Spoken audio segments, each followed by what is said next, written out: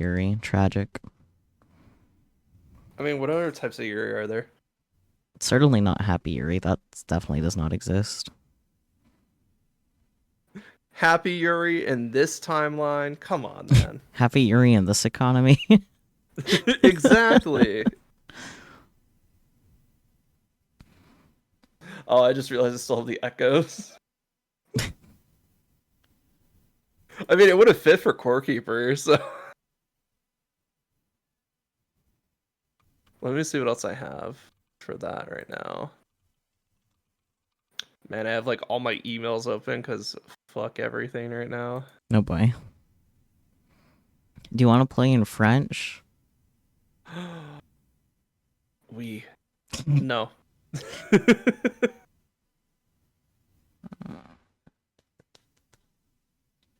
Here's the window. Here's the window. Ah, that's too big for that. Okay.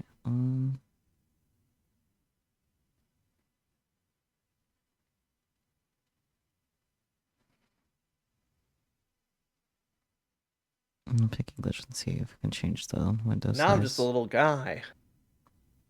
Let me adjust you. Yeah, no problem. You're like peeking out from under it. I know. I can see stream. You've revealed my location. The game is really loud. Hello.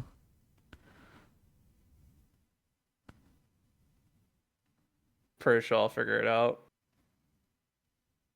Yeah. I Turn it I also down. realize I'm only looking at the games that we share, so Yeah, it's okay. that might have limited the choices just a little bit. I mean, it's great because I get to play this game now, so.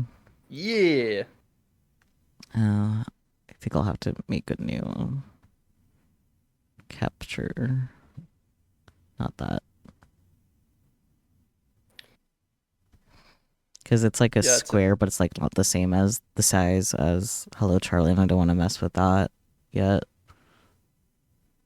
but we love squares.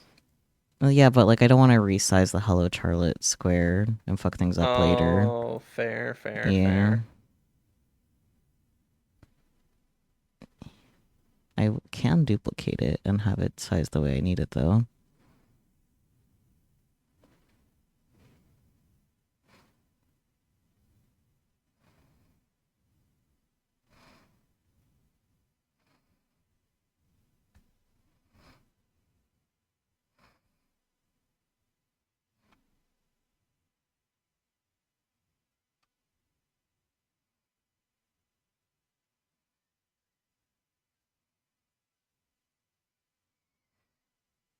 Okay, then I will share the game with you because you'll need that. Can't imagine why.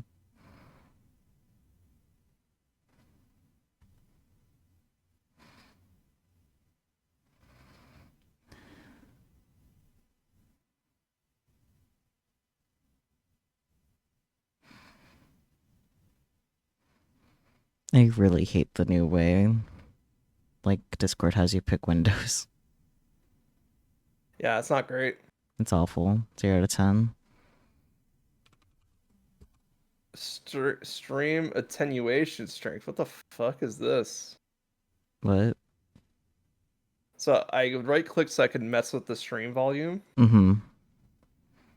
and there's something called stream attenuation, and then it gives me a strength slider underneath it. Interesting. Interesting indeed. Oh, can chat not hear the game? I can't hear the game. That's weird. Because it's definitely making noise. Anyway, while you're doing that, I'm gonna go get some water real quick. Okay.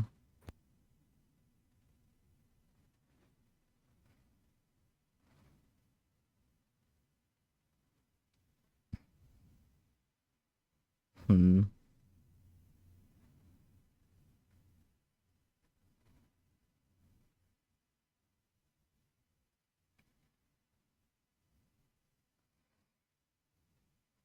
I think it might be pulling a dead cells.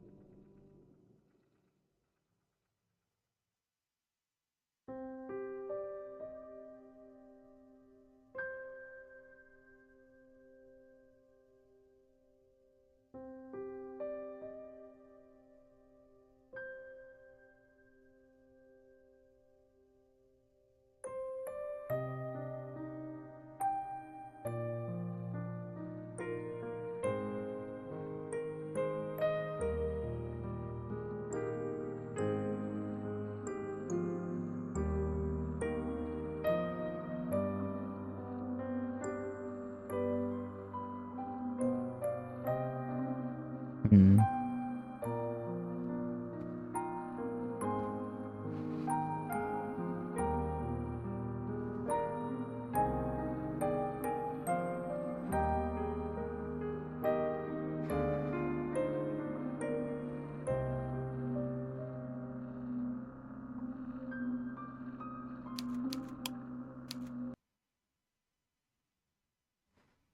I wonder if maybe and try not the Mac OS version. That's the only other thing I can possibly think of.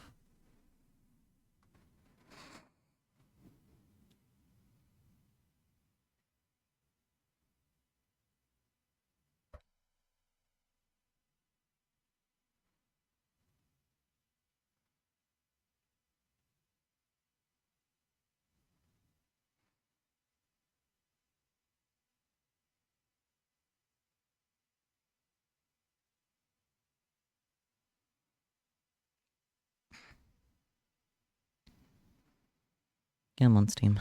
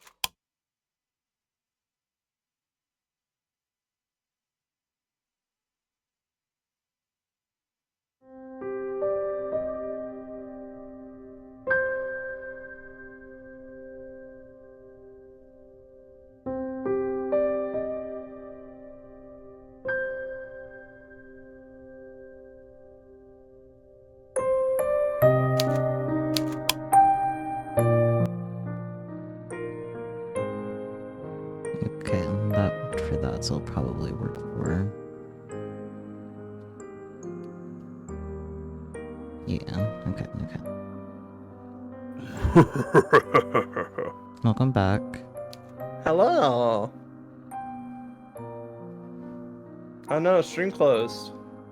Yeah, I just decided to install it on crossover instead of using the Mac version. That definitely solved the issue on OBS, so should probably be able to hear the game now too. We shall see.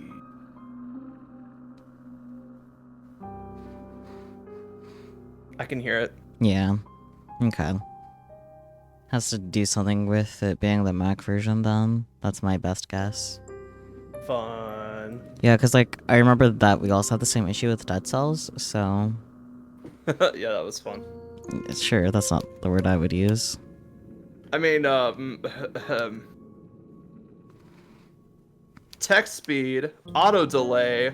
Wow. I'll leave the auto delay on because me alone. I don't know much about this game other than that it's gay, so It's very gay. yeah. Do you have any notes to otherwise offer before we hit the start button? Not really. We get introduced to our two main characters really fast. Okay. Now let's get into it. And then all the routes are just like with one other person, so Fair enough. so the narrator is a character in this game, so this is the narrator talking. So Gotcha. do you want to narrate or do you want to be the main character? I'll narrate. Alright. Do you happen to know the gender of the narrator? Uh no, but I'm gonna go on a limb and say it doesn't matter. Okay. Just wanted to know what direction to go with voicing. I think if you just do like a traditional narrator voice, you'll be fine. Yeah. You are running through a forest. It is late at night, and the sky is as black as pitch. I can read. Also, that was just phrased weird. There's nothing to light your way save for the moon's milky glow, but its rays cannot reach you. Not properly. I don't have... Yeah, I need to open Chrome. I should do that. Hang on. Chrome. I know, the bane of my existence. Let me do that now before I forget. Yeah, basically all you need to know is that narrator's a character, and then it's just tragic Yuri. That's pretty much all you need to know right now. Understandable. Have a nice day.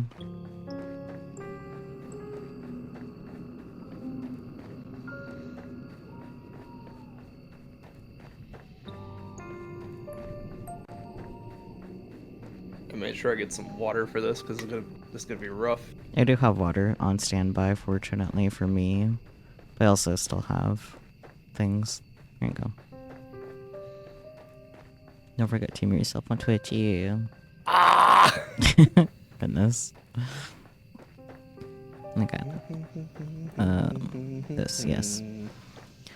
The trees which surround you, jutting out of the earth like eerie monuments to a foreign god, are blotting out most of the light. You cannot see where you are going. Even if you had commenced your flight at a more sensible hour, however, with the light of the sun to aid you, it would be of little use. You do not know where you are going. You have no map, no route, no plan. You're running like a frightened animal, anxious and nervy, with no destination in mind. Road trip! You have no desire, as you run, save to escape. You cannot let yourself be caught. If that were to happen, you are certain that you would be ruined. You have no choice, therefore, but to keep going, on and on and on, though your feet are screaming at you for mercy. You have no idea how long you've been running. Time has begun to blend together, has lost all meaning. Something sharp snags at the hem of your skirt, but you do not have the luxury to pause and examine what has happened. Instead, you tug. Your skirt tears, the sound splitting through the forest, and you stumble forwards with a shocked gasp. Not my skirt. You are free, but at what cost? A beautiful skirt. Your skirt has been irrevocably damaged. It might be too late to worry about such trivial matters now, though. If you do not start running again, and soon, she will catch you. Oh, okay. Then, your life will be over. You do not know if she's still following you, but you do not want to risk looking over your shoulder. If you were to see her, silhouetted beneath a tree, looking at you with that sickly sweet smile which once ensnared you, you would lose what little nerve you possess. Your legs would lock up and your blood would freeze in your veins. Then you would crumple. You would fall, but you would not hit the ground. She would be there to catch you. Did she not promise, when you made that contract, that you would never be alone? You would like to take back that silly wish of yours, but it is too late for that. It is too late for a lot of things. All you can do is run. You run and run and run while icy fog swirls about your feet. It is cold enough to sap the heat from your body, and you shudder from it. It feels as though you are drowning. It feels as though you're being buried alive. Your knees and your shins, meanwhile, are bleeding. You cannot endure much more of this. But if you value your own life, you must. You run and you run and you run until, at long last, you reach a fork in the road. There are 3 paths which split off the forest. Well, 4 if you count the path down which you came. You cannot exactly double back on yourself, though, not when you have put so much effort into running forwards. You can only press on. The 3 paths are signposted, which is something of a strange sight given you are so deep in the forest. Dark though it might be, you have grown accustomed to the shadows. You can just about pick out the writing on this old, dilapidated signpost, curved and slanted though it is. Your fate, if you will forgive me for sounding cliché, is in your hands. Now I wonder, which path will you take? Go to the path less traveled.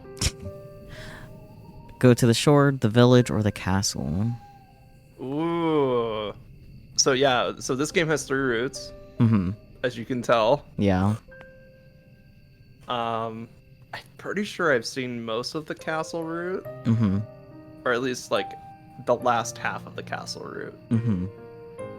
So really, just whatever one you feel comfortable with. 3 routes indeed. Mm-hmm. Spiky, do you have any input? The castle beckons to me because it's a castle, I'll be honest. True. I do think the castle's a good starting spot, just because I already kind of know what happens there. Yeah, I was also thinking along those lines. If it's already what you know best, it might be easier to get it out of the way first. Yeah. That way we're all playing with the same knowledge. Mm-hmm. We're not doing the time warp. Get out of here with your Time wrecking order. warp! Goodness. Engage chrono thrusters. Goodness gracious. Okay, let's go to the castle. So, you want to go to the castle? Good idea. All decent fairy tales tend to conclude in castles once they're beleaguered. That's a new word. To me, anyway. It's a new word to me, too. Where's Peachy when we need her? School. Damn it. Yeah, I know, right? She's so smart. God damn it. It's okay, I'm sure Spiky will back us up with a Google search. Beleaguered. I could see that pronunciation working, but Beleaguered. beleaguered. Sorry, what? What's a beleaguered? You're on Googling duty. Beleaguered put upon heroines are finally able to wed. Yeah, put upon heroines are finally able to wed the handsome princes they once dreamed of. Sorry, I forgot that you didn't read it. I was trying to put it together with context clues, so I was Nah. like, okay. Yeah.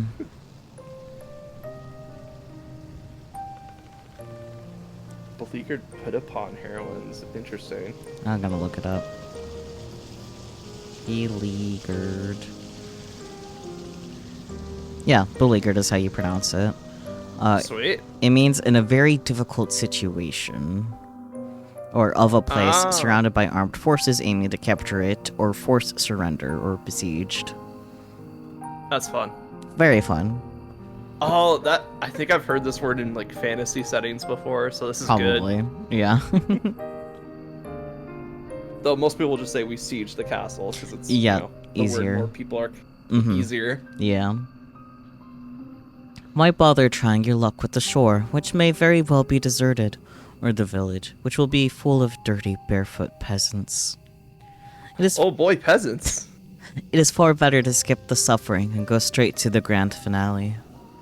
That is very astute of you. I did not realize you had it in you to be so mercenary. I can only wonder what you will uncover during your moonlight meanderings. Meandering is such a fun word. Meanderings is a fun word. It's basically just like wandering around, right? Yeah, something like that. The night is far from over, and your adventures are only just beginning. I hope only that you have brushed up on your courtesies. They might come in handy when one is interacting with a sovereign. Royals can be temperamental, after all.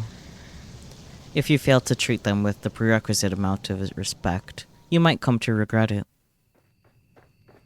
You follow the path which leads to the castle, supporting yourself on weary, aching legs which feel ready, at a moment's notice, to detach from your hips. You're a little more than a wisp of a girl, but you have been running for so very long, and your feet are so very numb, you feel like a great lumbering thing, clumsy and ungainly. The soles of your feet are screaming at you. You need to lie down, and quickly. You only hope, as you continue to run, that you will find a spare room available for you in the castle. You do not know what, exactly, will await you at the castle, but you have visions, as you run, of a vast opulent dwelling. This dwelling will surely be full of finely furnished rooms in which you might rest your weary head. There must also be a king and a queen inside this castle, you ponder, who will be kind and wise. And what of their children? What of a princess? Every good castle must possess a princess who will take pity on you in your plight. You can imagine the face of this generous princess with ease, thanks to the fairy tales you read in abundance as a small child. I hope we find a queen and she's just a fucking girl boss. Like, whip that king into shape, honey. The princess will be fair of hair and blue of eye, with soft pink lips pursed like rosebuds. Her limbs will be slender, her hands dainty and unsullied from physical labor, and her sensibilities will be sweeter than marzipan. She will be kind to you and compassionate, just like an older sister. One-san, Yuri. You do not know what older sisters are like, though, or younger sisters for that matter. You're only guessing. You're not a complete fool, however, despite your tendency to daydream, and you do have a full reservations. Did I say that wrong? Probably. A few Yeah, reservations. you said, I think it was like flu. Full, few, mixed, yeah. Full Yeah. reservations. I like that phrase though. Can we make full reservations a thing? Oh dear. Okay, fuck it. You know what? You know what I'm gonna do? It'll probably make you happy. It just sounds like a really cool phrase. Well, I'm gonna that's be not what I honest. was talking about, but... I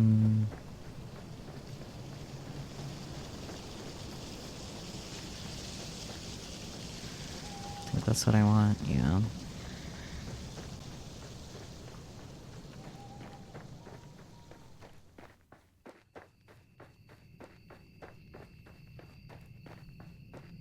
Oh boy, I see the text tool. We're about to get something special.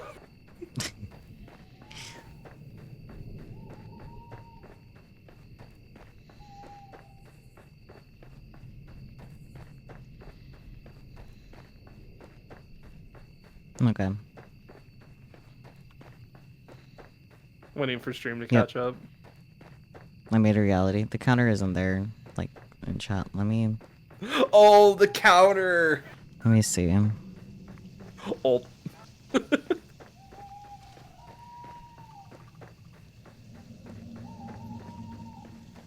Oh boy, we have the counter. Maybe finally. Did that save? No, it's not. Trying to make a custom chat response.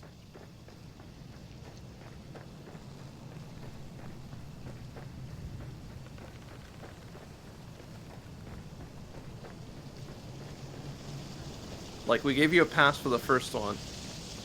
Because it was a new word. Well, I said that word correctly. Yeah. The custom chat response isn't going through. Oh.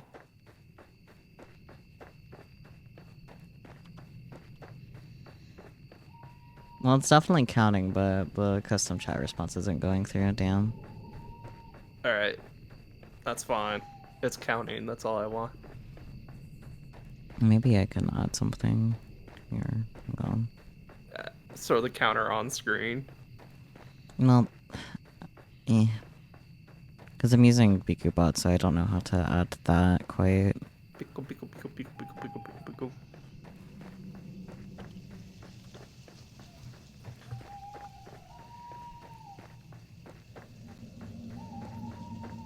So how goes the Superthon?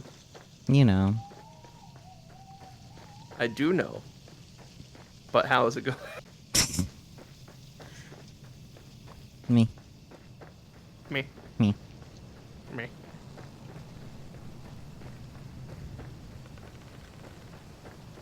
It's Jackbox tonight, and then possibly Jackbox on Saturday too. Not necessarily Jackbox, depends on if there's enough people interested, and then could be something different.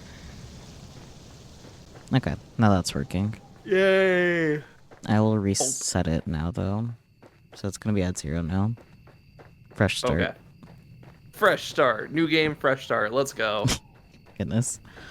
Okay, speaking of, here's the game. Yeah, and you read this already, I think. I don't recall reading Oh, I know. this. Yeah. No, you didn't read this Yeah, yet. not yet. Monarchs do not, as you know from vicarious reading, have the best track record when it comes to caring for the peasantry. Was there not a very famous queen who once said, with a cavalier wave of her hand, that the hungry peasants in her kingdom should content themselves with cake if bread was not an option? I'm gonna fight you. Oh no, I was laughing because I know the. Oh. I mean, it's pretty obvious who they were Yeah. referencing to. Yeah. They're laughing because I was struggling a bit. No, words are hard. Words are hard. You think that this might be a misquote, but the point still stands. The royals are supposed to grant their subjects That is a word that I'm not familiar with. Sucker. Sucker? Sucker. Sucker. Sucker. It actually is pronounced like sucker. Wonderful. And I've had it pronounced wrong in games before. Yeah, it happens. The royals are supposed to grant their Sucker. subjects succor in their time of need. This does not always happen. In fact, it very rarely happens. Kings and queens and princesses and princes are just people, at the end of the day, and they are subject to the same caprices that all humans are. They can also be careless and selfish and inconsiderate. There's no guarantee that this mythical princess of your imagination will help you. Why? There's no guarantee that this mythical princess exists at all. We'll take a queen. We're not picky. Still, you must try. It is this hope which keeps you going. Hope. Hope. You continue to run to the castle, and take some time before you finally emerge from the woods, but finally you do it. How much time, you ask? Quit asking. I cannot answer that. Did I not say that the time had begun to lose all its meaning? Wow, the narrator just did the narrative equivalent of quit asking. Yeah.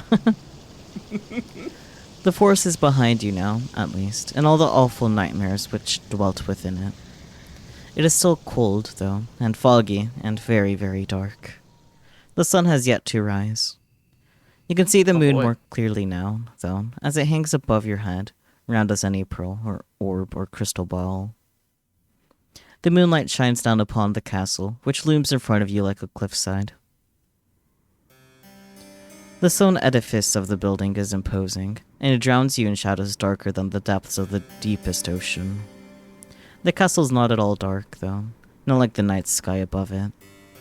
When you crane your head, you can see that there are lights flickering within, in the narrow slitted windows. It would appear that somebody is home. The king and the queen, perhaps? What of their servants? What, perhaps more pressingly, of their guards? You half expect as you stand there that armored knights will accost you for daring to approach the king of the... for daring to approach the castle of king and queen so-and-so. Did we count it? I mean, up to you. Do you You not... get a pass. Do you not know your place, foolish peasant girl with the dirty skirt? Begone with you. You're not... Now they're insulting my skirt. What the fuck? You are not, of course, a peasant. Your family is a wealthy one. Or rather, they were, before your father made a series of poor financial decisions. Cinderella, is this you? Oh boy. Our boy Cindy. Live it on. You don't look like a young lady right now, though, with your dirty face and your dirty skirt, which is torn at the hem. If any groats were to take you for a vagrant, it would not be surprising. But, though you stand there, dithering, your filthy fingers hooked in front of your filthy skirt, you do not hear any cries. Nobody sounds the alarm. Lights might be on the inside the castle. Oh, lights might be on inside the castle. Yeah, okay, I did read that right. I just doubted myself for whatever reason. But there's nobody outside of its perimeter standing sentry. Because now we're tracking it, so you're getting self-conscious. No, it just self-doubt happens all the time, all the time. So true. Be that way. There's nobody to impede your entry, and the elaborate iron gates, which are set into the vast stone walls about the castle's exterior, are open, just a crack. It would be a trivial matter to slip inside. There's nobody to stop you. Why are you trembling now, you silly thing? You have come so very far, it would be an act of foolishness to turn around now. Go on, go. You inhale, perhaps in an attempt to screw up your courage, which has, at long last, begun to fail you. And then you step forwards. You slide between the wrought iron gates, as stealthily and secretive as a thief, then cross the path which leads up to the tall, imposing structure. The domed doorway which leads into the castle itself, Hoon. What is that word? What's with these complicated Hewn. words? Hewn? What does that even mean? Good question. I think it's like a knitting term. It's like hew. Oh, hewn, yeah. With an chop or cut something, especially wood or coal, with an axe, pick, or other tool. Oh, so it's saying cut from stone, Yeah. which makes sense. Mm-hmm. You'd have to like physically cut stone back in that time period Yeah. if we're guessing. Hewn from stone is closed, but at a push of your palm, it swings inwards. The door creaks alarmingly as it opens, the sound loud enough to split the silence like a thunderclap. You inhale at this and glance around, your eyes darting hither and thither. That's new. If there are any guards posted about the castle's grounds, they should all have been alerted by that sound. Will they come for you at long last? Hell yeah. And what will happen should they catch you? Will they throw you in the dungeons? That does not sound like a pleasant way to spend a night. I mean, it's a roof over your head, potentially a meal, so... At least you would have a roof over your head, though, and you would not have to keep walking. So true, narrators, so true.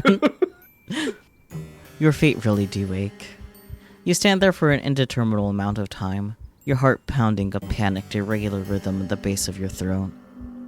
But no matter how much time elapses, no guards come.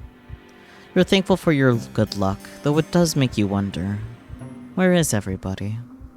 Why, it is almost as if all the people in the world have disappeared. Could you be the very last human left alive? You frown, then press your palm back against the door. You push less cautiously this time, heedless of the loud sound which splits the silence. There's no point in worrying about the guards, not when they might very well be non-existent. You know what, that's fair. Your entry to the castle secured, you then take a step forwards. The door swings shut behind you, and the resultant slam makes you jump. You did not expect it.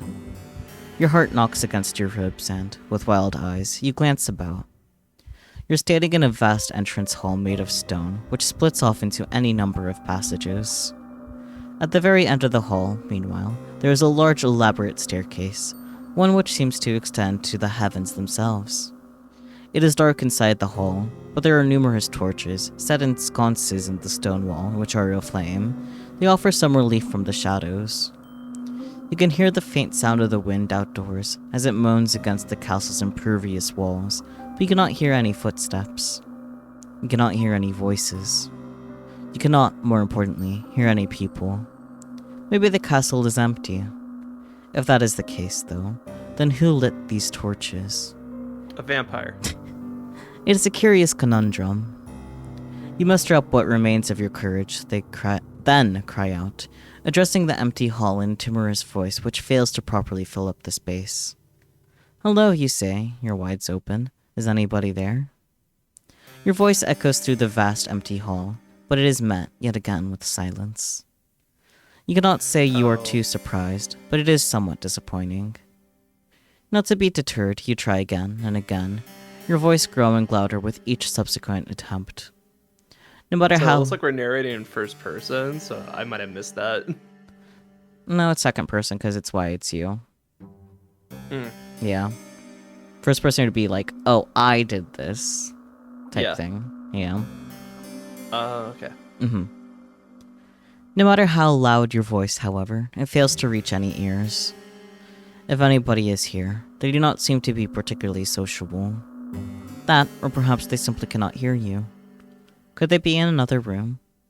Yes, that must be it. You will never find that pretty fairy tale princess of your imagination if you stand idle, you know. It is time to get to work. Put those legs of yours to good use. Oh boy. Not knowing what else to do, is there anything else you can do? You begin to explore. You examine the rooms first on the ground floor of the castle, which are of a similar scale to the impressive entrance hall, large and richly furnished, but utterly unoccupied.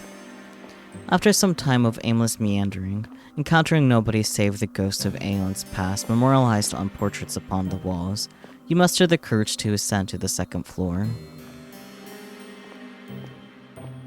This floor, too, you examine, wandering through a seemingly endless series of hallways until, at long last, you find a door which is ajar. From between the crack in the door and the jamb, you see the flickering light. Irregular, yes, but it is light nonetheless. Thank goodness we have light in a jar. Could it be from a fireplace? That would suggest, then, that this room is occupied, unlike all the others.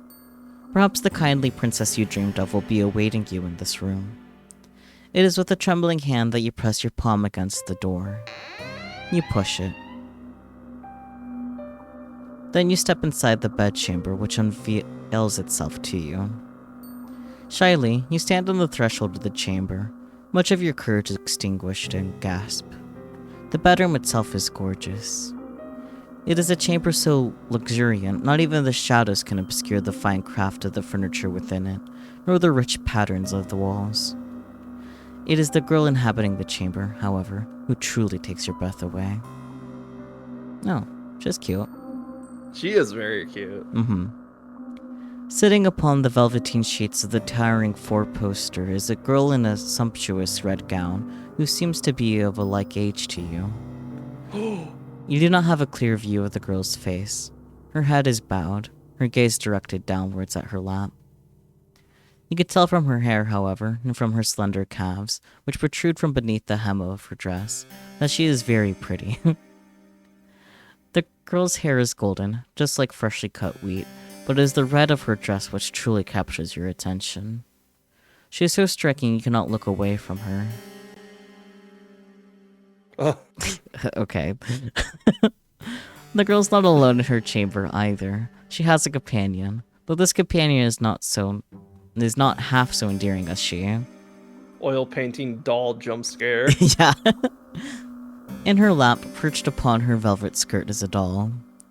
The doll's hair, like that of her mistresses, is golden, though much of it is hidden beneath a bonnet. The girl is adjusting the china teacup held in the doll's tiny hand, while the rim of the cup glints in the light which exudes from the fireplace. If the girl is of a similar age to you, it seems strange that she would content herself by playing with dolls. Is she not too old for it? Stop being judgmental, goddamn. Let her play with her dolls. Goddamn, Yeah, girl. damn. You broke into this place and you're judging her lifestyle? What the fuck? That's fucked. It is.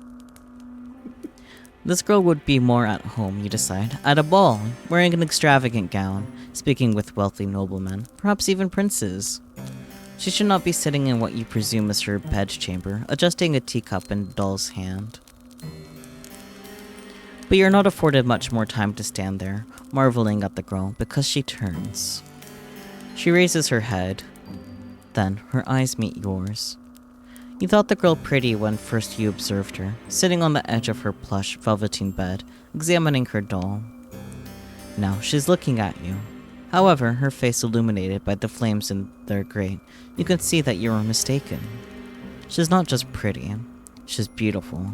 So much so, it is breathtaking. Oh, I thought it was gonna go the other way. I was like, man, she a fucking dog. She looks as though she has stepped out of the pages of a picture book. She is simply too perfect to belong to this world. Perhaps she is some kind of vision, a waking dream, a hallucination. Oh boy, you wish. But no, she is none of those things. The doll in her lap is a cold, hard thing made of porcelain.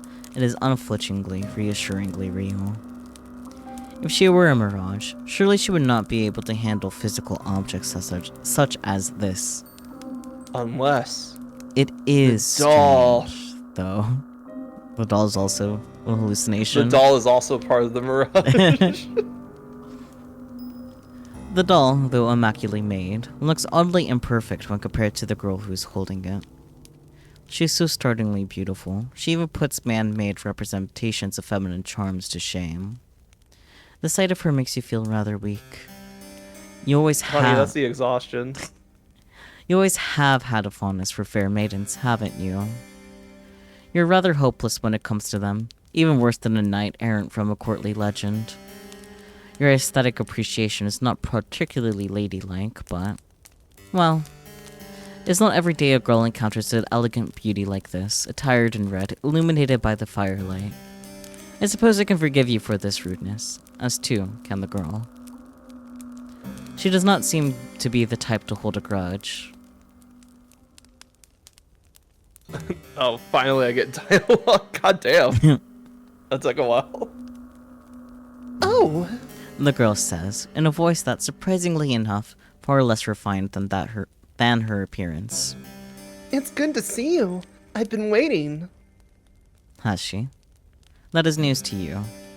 You blink, perplexed, a response on the tip of your tongue, but you're unable to expel it into the ether. The girl is setting her doll aside. Then she stands, the hem of her dress swishing about her legs. Nimbly, like a ballerina, she canvasses the space between you. Her room is so very large. There's quite a lot of space. Then takes your hands in her own. You must The girl says, her eyes aglow with excitement. be my new lady's maid. It's been a while, but it's such a relief that you finally arrived. I knew that you would. You never leave me alone. Not when you knew how long I was waiting. Oh, I'm so happy.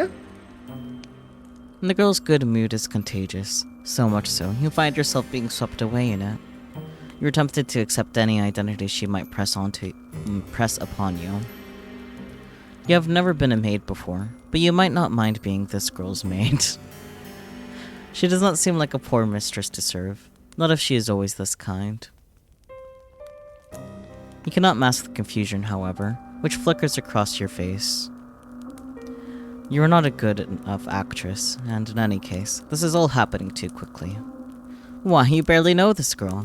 Why is she being so very familiar? It is with blank, bovine eyes that you examine the girl. Your befuddlement is pronounced enough that even the girl, despite her good mood, notices it. She frowns. Then, she says, her finger slipping away from your own. Or am I mistaken? Are you not my new lady's maid after all? The disappointment in the girl's face is abundant, so much so, your heart clenches. You do not know her, she is still a stranger, but you are struck, all of a sudden, with the intense desire to appease her. You do not want to let her down. The thought is devastating. You were not aware, you tell her, that you had applied to be her maid, but if that is what she wills, you would not be opposed to it. You pray that she forgives you, though, for your discombobulation. You come from a distant country and have traveled for many miles. You do not know where you are, and you do not know who she is. What? You don't know who I am? It is regrettable, you tell her, but no, you do not know her, though that is no fault of her own. Why, you have spent such a long time running, you hardly even know yourself. Ah, so you're a fugitive then? From another country? I see. I won't pry into your past. Then, if you'd rather forget about it, I don't mind sharing my past with you, though. Everybody in this country knows who I am, after all. Or at least, they should. Now, this is quite the impressive boast. If it were to come from the lips of another, you would find it unpleasantly arrogant. You do not think, however, that this girl is trying to show off. You get the feeling, instead, that she is merely telling the truth. If you don't have the pleasure of knowing me, then allow me to do the honors. My father and my mother were the king and queen of this realm, and I am its princess. I've lived in this castle all my life, so I don't know much about the outside world, but I know there are other countries, that other countries do exist out there. I presume it is from one of these foreign countries that you come from. It is very good to meet you. I've always wanted to talk to somebody from overseas. It feels like quite the opportunity. The girl giggles at this, and you smile in response. You tell her, unthinkingly, that it is your pleasure, really, to meet her, or at least you mean to. You only get halfway through this remark when the full gravity of what the girl has told you sinks in. You come to a stop. Then you stare. Did she just say she was a princess? Yes, that's right. I'm a princess, and one day I'll be a queen, after I've done a little bit of growing up. My ministers don't think I'm ready to run the country just yet, but I've been doing my best at my lessons. One day, I'm sure I'll be the best queen there ever was. So, she really is a princess. That makes sense, you suppose, given she lives in a castle, but it comes as a surprise regardless. You hadn't known, before you entered this chamber, that you were trespassing on a lady of such great renown. And she seems kind of into it. Yeah, right? Why, if she willed it, she could have you executed for your carelessness. Oh, hey, you're just here. You're just here in time to watch me get executed. Oh. Wait, what? Uh, What happened? What's going on? I'm so confused. it's Wait. punishment time. Punishment time. What are you guys playing? punishment time! We're playing a game called It Gets So Lonely in here.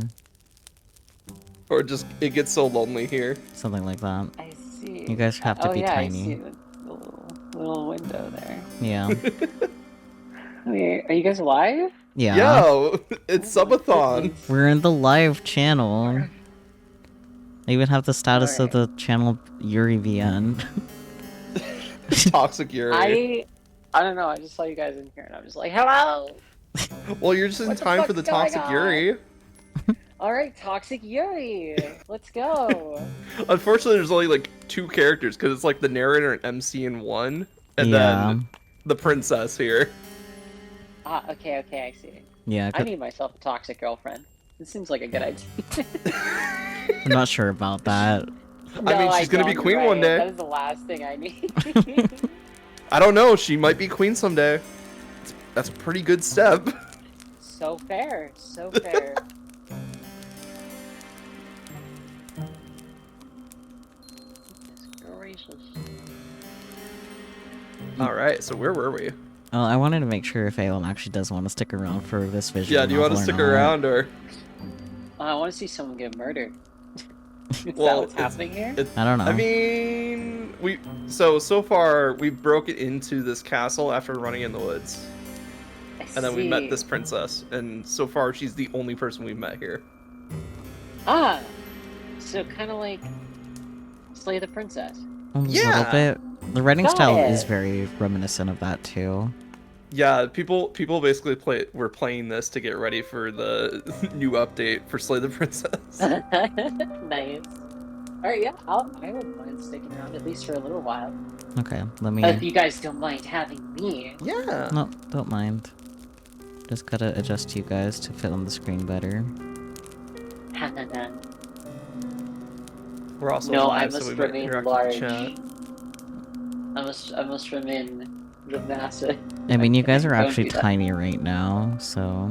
Oh, we are? Oh, never mind. Yeah. They keep me small. I shall stay small forever. No one can see me. I just don't want you I'm guys to always block small. the screen, like the game screen, that much. Oh, I see. There you go. We can walk on the walls now. Yep.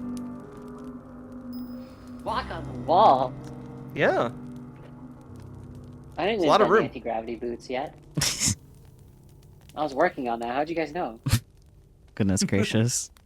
Well, who wouldn't want to walk on the walls, you know? You're right, you're You know right. what, that's You so free up fair. so much There's of your no way living I'm the only space. one, right? You'd free up so much of your living space if you could walk on walls and the ceiling. Ah. Anyways, back to this, shall we? An ugly red flush creeps upon your face, a flush which is Flush. far more lurid than the princess's dress, as you look to your feet. Bashfully, you stammer out a new address, that you are very sorry for intruding upon her, and you hope that she can forgive you. Oh, it's alright. Think nothing of it. I don't mind, really. We all make mistakes. And anyway, you weren't to know. You said you weren't from around here? You nod your head in silent affirmation. It isn't a complete lie. You really are not from this country. You're not from this world at all. How wonderful! I look forward to picking your brain later. All of my servants come from the nearby village. Their tales are all the same, and so are their superstitions. I could do with a breath of fresh air. My last lady's maid told me I was too impetuous. Word. I'm gonna look it up. But I don't think there's anything Impetus. wrong. Impetus. Okay. Oh, impetuous. My bad. Impetuous. Yeah, Impetuous. impetuous. Oh, okay. Acting or done Yes. quickly and without thought or care. Or moving I thoughtfully just and Understandable. wanna Have a rapidly. good day. there. Me too. Oh, so you're the princess relics. I see. Yeah, Yeah. I'm the princess. But I don't think there's anything wrong with wanting a bit of adventure. Not that I've ever been afforded much of that. I've been shut up in here for so long, or for so long. I hardly ever get the chance to talk to other girls my age. My last lady's maid was older than me, and so was the one before her, and the one before her. Some of the princess's fair mood seems to dissipate as she speaks, her expression turning, by degrees, into something rather more pensive. But I haven't seen any of my old lady's maids in a while, or any of the other servants for that matter. They've all disappeared. No, that is quite curious. How could a whole household full of servants simply disappear? That I don't know. This castle was full of servants once. My lady's maids, and my undermaids, and my scullery maids, and my housekeeper, and my cooks, and a large retinue of retainers. They're all gone now, though. I think my ministers must have sent them away. I don't know why they would have done that, though. They didn't explain it to me. But then again, they never explain anything to me. They still treat me like a little girl. It is so tiring. She said that her ministers sent her servants away. What of her parents, the king and the queen? Would they not be the ultimate authorities in the castle's hierarchy? Hierarchy. Yeah, I know the word, I'm just speaking go burr. They would, yes, if they were still alive. But they're not. They died a long time ago. I was raised for most of my life by my servants. Ow. You good? What are you laughing about? I'm sorry. Pain, Sorry, I should've suffering, muted myself. toxic yuri. Are you okay, Aeon? I'm okay. What happened? No, if I tell you, you guys are calling me a fucking cat girl. Is there blood? No. Okay. Does it have to do with cats? So what happened? I'm trying to open a can of tuna. I was doing it wrong. You know, I wouldn't have called you a cat girl just for that, but now that you've said it, I cat would girl. have. Oh my fucking god. Little meow meow trying to get the fish. God fucking damn it. Well, you're the one that brought it up. If you just said you were opening a can of tuna, I was like, oh, that would have been cool to have as dinner. Yeah. I had tuna Okay. for breakfast. What would you expect me to think? Knowing you guys. Knowing me specifically. Yeah. You are very easy to specifically bully. relics. Yeah, I guess. Very easy to bully. Yeah? Meow meow meow meow meow meow meow meow. Meow meow meow meow Yeah, meow my meow cats are meow. all like, I smell that fish. Oh no, they're coming for you.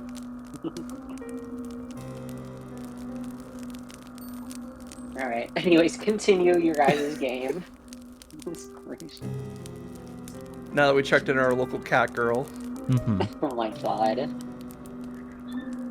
Yes, I I love did you read guys, this. but Jesus Christ. Love you too. I don't remember you reading this. Oh, I did. Could you read it again anyways for my sanity? Sure. Yeah. They would, yes, if they were alive. But they're not.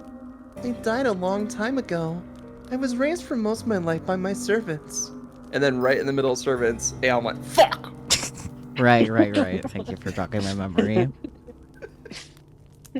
No, you answer, and then you flush. You hadn't known. It's alright. You don't need to apologize. I'm just happy that I have you now. I was getting sick and tired of only having my dolls to speak to. They aren't the best conversational partners. You can imagine so, yes. You doubt any doll, even one made by a talented artisan, with an intelligent face indistinguishable from a human's, would be very good at answering back. That's why you gotta get those haunted bitches. Oh no, they aren't. They're hopeless at it, really. They're so stony-lipped. You have no idea how much of a relief it is to see you. This castle is so big. Without my servants, it feels so very empty. Would you say it gets so lonely here? It gets so lonely here. Wait. I was doing it for the bit. Yeah, but that was actually your next line. Good job.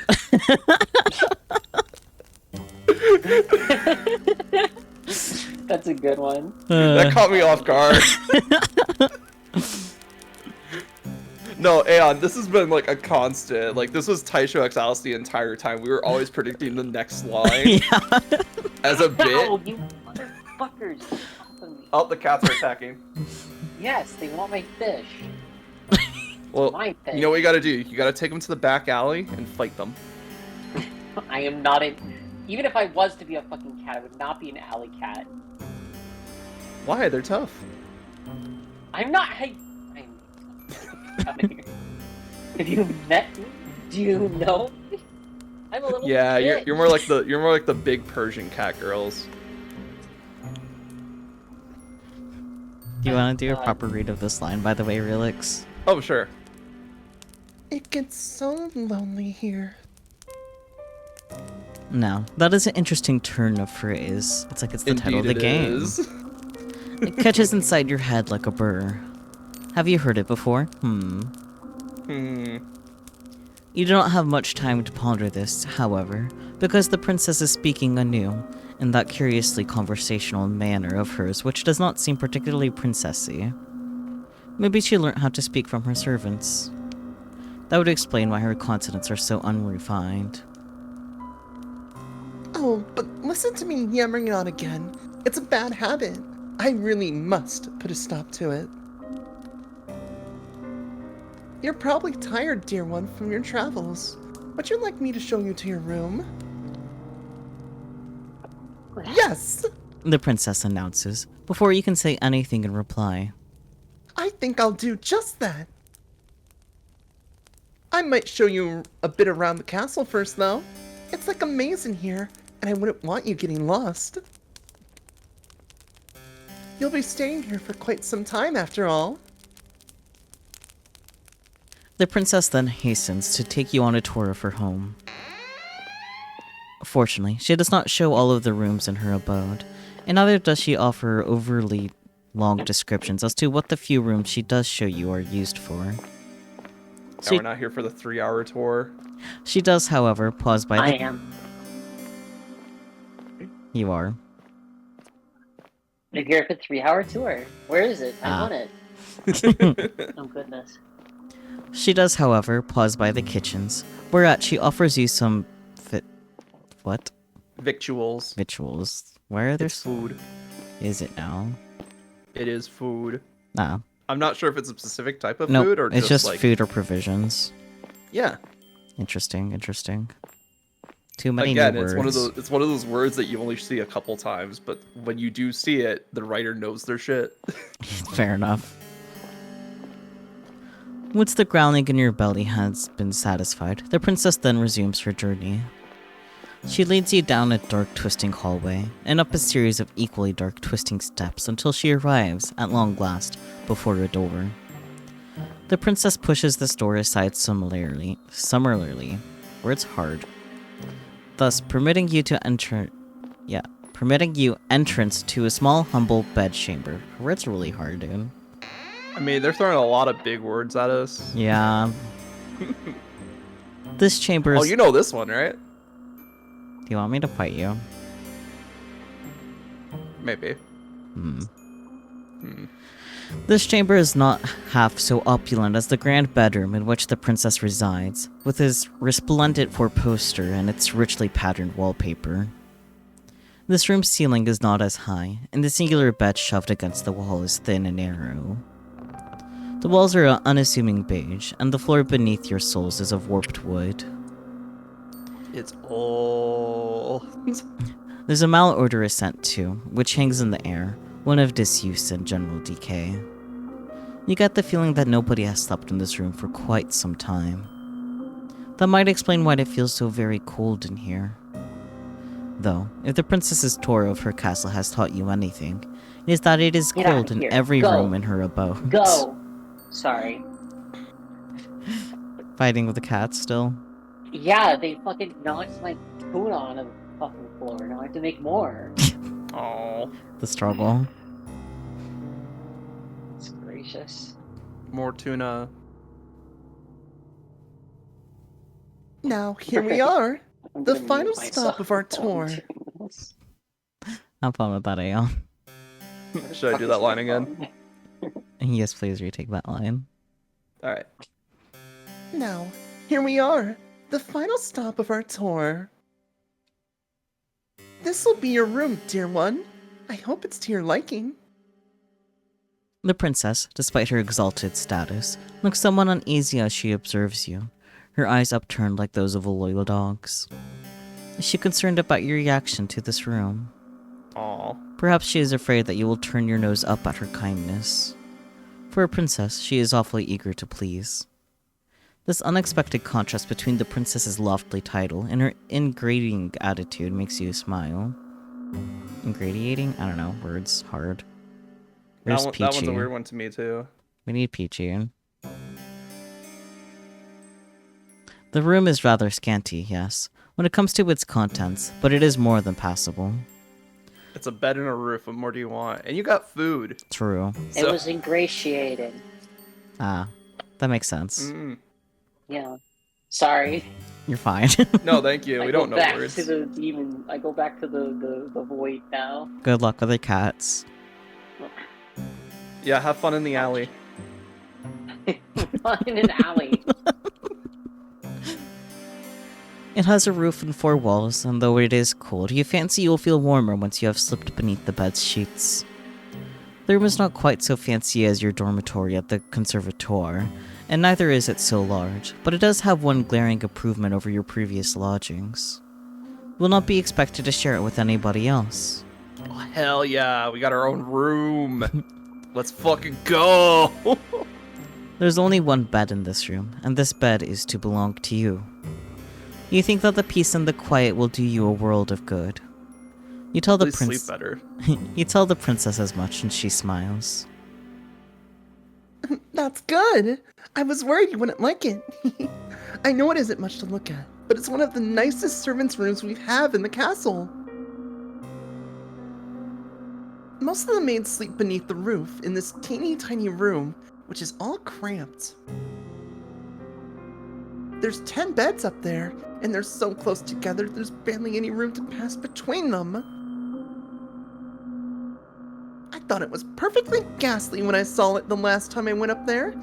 Not that I was supposed to be up there. It was a rainy day and I couldn't go outdoors, so I was doing a bit of exploring. If the housekeeper had known I'd been skulking around, I don't think she would have been best pleased. Well, in any case, nobody sleeps up there anymore. The scullery maids are all gone now. I couldn't put you up there, though, in the attic, with all those empty beds. I didn't think it'd be very cheery. You're not just a scullery maid. You're my lady's maid. That means you deserve the good lodgings. It'd be an insult to offer you any less than this. Now, it's getting late. You'll have to forgive me for rabbiting on. I heard it's something I tend to do. It's a bad habit, one that's unbecoming for a lady. Rabbiting is a very good verb. That is all. I know. That's the first time I've heard it used as a verb, but I love it. The housekeeper's warned me enough times. You reassure the princess to the contrary, smiling as you do so. You do not mind if she talks too much. That is better than not talking at all. Her affable nature makes it easier to spend time with her. Manners be damned. You're always scolded too, back in the conservatoire, for your behavior. You know full well how aggravating it can be to upbraided, not for any particular misdemeanor, but for being yourself. Well, I'm glad you understand. The princess answers with a giggle. I really should be off, though. It's bad manners to keep you, especially when you look so sleepy. Get some rest. We can talk more tomorrow if you don't mind my ceaseless prattle. I'm glad you seem to appreciate it, at least. Though I'm sure you'll get tired of it eventually. All my old maids did. The princess departs, and in her absence, you take a seat upon the bed, your new bed. You cannot help but think that You can help but think that this is all happening very quickly. It does not seem like very long ago that you were still in the forest, running for your life amongst the tall, imposing trees with their gnarled, grasping branches. The forest might as well be a distant memory now, though. You are indoors, inside a castle no less, and you have been given a room in which to sleep, and clothes that you might wear. And it's a maid outfit. It seems Boom. premature still to declare that you are out of the woods, in a metaphorical sense, I mean. But things could certainly be worse. Sure, that's what you mean, narrator. That's definitely what you mean. You force yourself to stand, on legs which feel too weary to support you, and change into the night clothes hanging in the wardrobe. The night clothes do not fit you perfectly, but you are too tired to care about that. You're too tired to care about much of anything. You retreat to the bed and slide beneath its sheets. Then you let your eyelids fall shut. You exhale.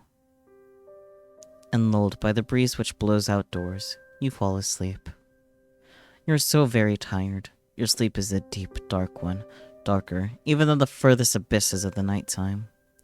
Like the nighttime sky, however, which shimmers with stars, your sleep is not devoid of these prismatic fragments you humans call dreams. Though, in this case, I rather think your nocturnal imaginings are worth more than that. They're not dreams, are they, to which your slumbering mind is subjected? You know that they are not. Otherwise, your body would not be so very cold, not so clammy. The images that flicker beneath your closed eyelids, like the ghostly images in a phenakistoscope? Okay. Were not conjured from within your mind. I'm gonna look that up, because that's, definitely butchered it. It might be like the first or like second rendition of a kaleidoscope. Is regarded as one of the first forms of moving media entertainment that paved the way for the future motion picture and film industry. Ah, okay. Yeah. Google, for whatever reason. Spinning wheel thing. Yeah. Google isn't providing a way to pronounce it from Googling it, though, so. Then we'll say that you got it right and move on. I think phenakistoscope is right, but eh. Yes, you did. Phenakistoscope. Thank you. Yes. I was gonna tell you everything, but I forgot I was muted again. Skill issue. They were, instead, taken from your dreams. Memories, rather. I don't know why I said dreams. You're not merely dreaming, you are remembering.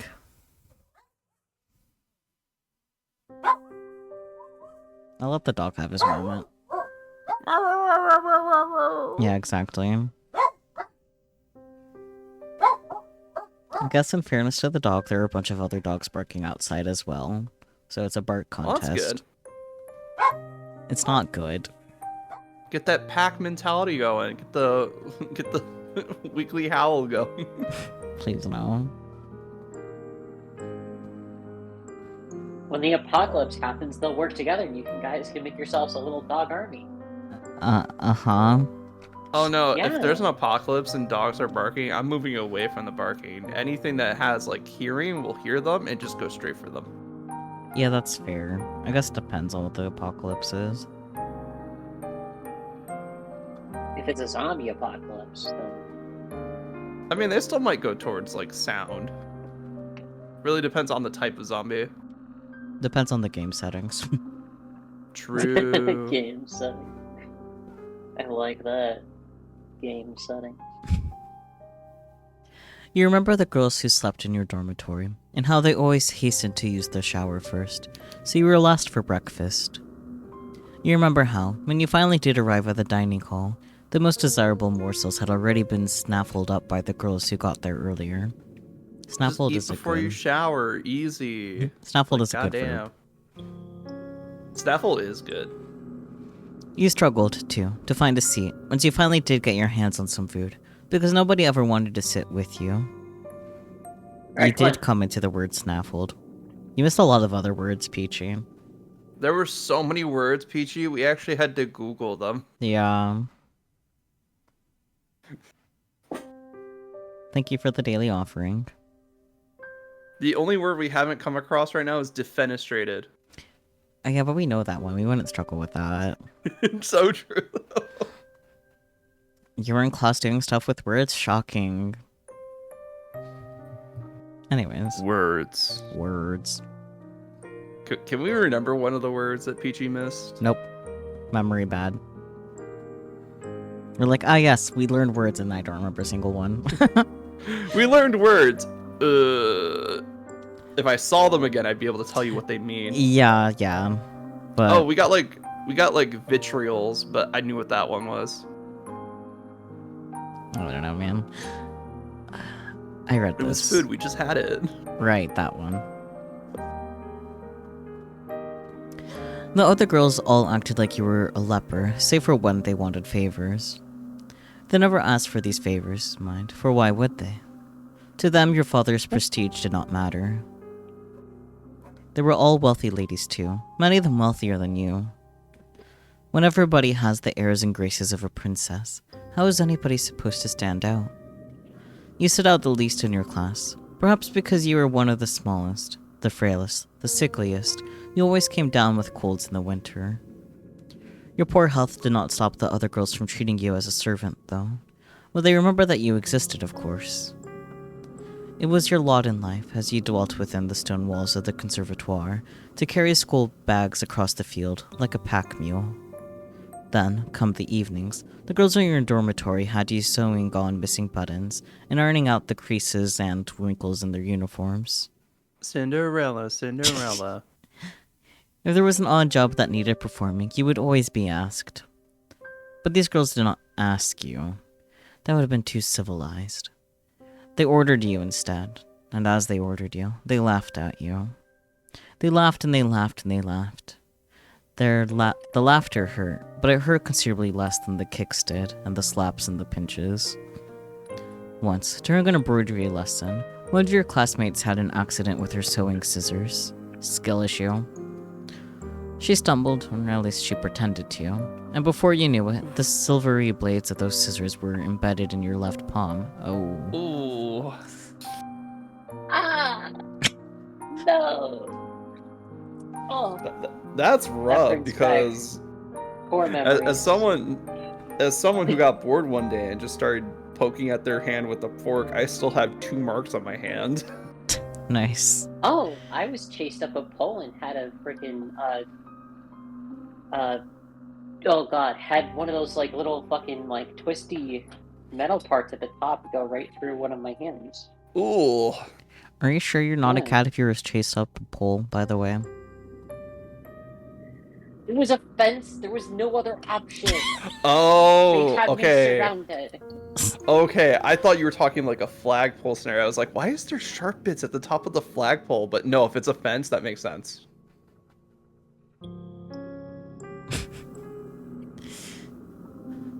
Also, climbing a fence is a lot easier than climbing a pole. You have footholes. Yeah. Oh, I could climb poles though if I wanted to.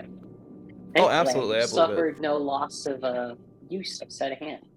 That's I good. managed to like the little twisty part of it, like twisted like around the nerves and major tendons. Oh, So That's thankfully, nice. despite how painful it was, it managed to not sever them. That's good, but also, I did play them like a fiddle though. oh. whew, anyways, Aeon lore aside. This happened quite some time ago, when you were even literaler than you are now, but you can still remember it. It hurt a lot. The scissors were sharp, and they perforated your skin, not all the way down to the bone, but enough to bleed. Oh, thank goodness. That's just scabbing. Your wound bled bright red, like strawberry jam, all over your embroidery. Then, when your professor saw it, she shrieked. Her face turned as pale as the way as she looked, for a few moments, as though she might faint, though you were the one who was in pain. Your professor looked at your face. She could not bear to look at your hand. They demanded to know why you could not be more careful. Fucking bitch. Brett, like, come on, you can't do that kind of damage if you're Like embroidering. even if the setup, like even with the setup, they set it up to be like an accident. Like, oh look, my hand slipped. Like, you can't blame someone for an accident, let alone the fact that it was on purpose. Like, maybe if they accidentally, like, stab themselves with an embroidery needle, but that would be very different damage than fucking scissors. Yeah. So... Her tone had been an accusatory one, almost as if you had stabbed yourself in the hand with your scissors to goad her. The pain in your hand hurt, and but the giggles of your persecutors hurt all the more. They were never punished for that. Fucking bitches. Perhaps your professor did not care enough to punish them. Yay, new mouse pad for Granny. Let's go. Ooh, Let's mouse go. pad. Did you get the one I told you to? I can't see text, actually. Hold on. Did you We'll get go the to boobas? Fucking stream. No, not the boobas. I recommended a specific kind. Yeah, booba mouse pads. No! But the wrist I support, would never Aeon. recommend a booba mouse pad. But the Why wrist not? They're great. support. Yeah, they got that wrist support. Where's your stream on here? Have fun Fuck with you. that. Perhaps The she... wrist support is a lie. No, Boobas unfortunately didn't have the budget. Damn, so true. Oh my god. You guys are nerds. No, you. Perhaps she, like everybody else, thought it was all your fault. The wound, when all was said and done, was not too deep. You did not even need any stitches. It healed well enough in time, on its own, that it still left a scar. A white raised thing, like a crescent moon. Oh, that's cute. You still have that scar. You do not know how much blood you lost. Not enough to die. It seemed like a lot, back in the classroom. You could smell it in the air, sharp as iron. But it could not have been that much, evidently. If your wound had been more serious, perhaps your professor might have cared. I'm not sure about that. Perhaps your classmates, too, would have felt some modicum of guilt over what they did. But this seems very unlikely. You know that your blood meant nothing to your classmates. Why should it? If you meant next to nothing, then the blood in your veins was, if such a thing was possible, even more inconsequential.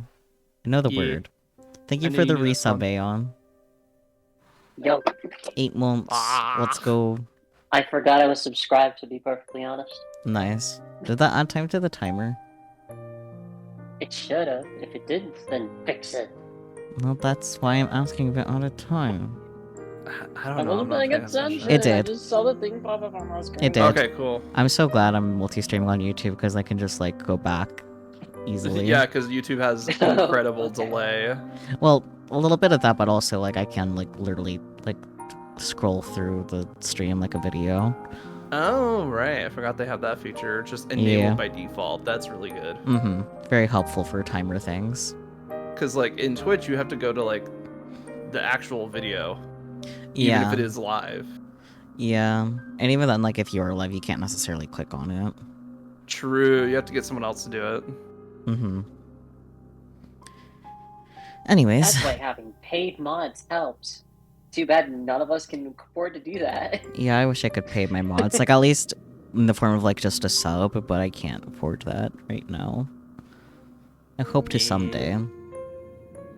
Am I one of your mods? I do not remember. Do you want to be one of my mods? I would like to help out. If me being a mod would help out in some way, then yeah. But otherwise, you don't have to make me one of your mods. I'll think about it. Like, I should be fine, but it's not like it would hurt to have another mod. Oh yeah, I guess. Yeah. I'll think about it. Mod paycheck day. Oh, We each right. get one kith. You're right. Yeah, that's right. Pay up. Pay up right now. Pay up right now. Relics is waiting. Wait, Relics is a mod, right? Yeah, I am. Yeah. Yeah, Relics is waiting. Come on. A cage has just Fuck been it up. a cage has been redeemed, but it's caught Aeon mostly. Are you trying to? I Wait, what? escaped. Who are you trying to cage, Wait. Granny? I can move the cage easily. No, wait, hold up. Hold up. Wait. Who's getting caged? Relix or Aeon? I'll wait for Granny to let me know. Cage Aeon. Okay, sorry, Aeon. Yes! Oh my god, why did you leave it up to fucking Cody? Because they 'Cause it made just- they did the redeem. Yeah, it's cage uncaged. It doesn't say cage relics. Damn it. I get caged a lot on this channel, but it's not my redeems exclusively. Yeah, exactly. Like, you may be the poster child for the cage redeem, but Sometimes we can even cage Sakyu. no, there isn't a cage set up over me. We can get one. Maybe. Speaking about cages, Toxic Yuri. Yeah, Toxic Yuri. We finished reading the inconsequential blood. You feel disoriented when you awake, at long last, with the rising of the sun. You do not remember what you dreamt, but you do not think that your dreams are of a peculiar pleasant nature. Particularly pleasant nature. I can read so good. If they were, your heart would not be hammering so. Ill at ease, you glance around. You are lying in a narrow bed in an unremarkable room, one with dull beige walls and a warped wooden floor. Where, exactly, are you? This does not look like your dormitory in the conservatoire, not unless it has shrunk threefold overnight. Your brow furrows as you attempt to recall the events of the night prior, until, with a gasp, it all clicks into place. I was running in the woods. You remember now. You're running through the woods, trying to escape from... You shudder. You do not want to think of what it was you were trying to escape from. You presume that you must have given your hunter the slip, though, because you're still in one piece, awake and alert enough to face the dawning of a new morning.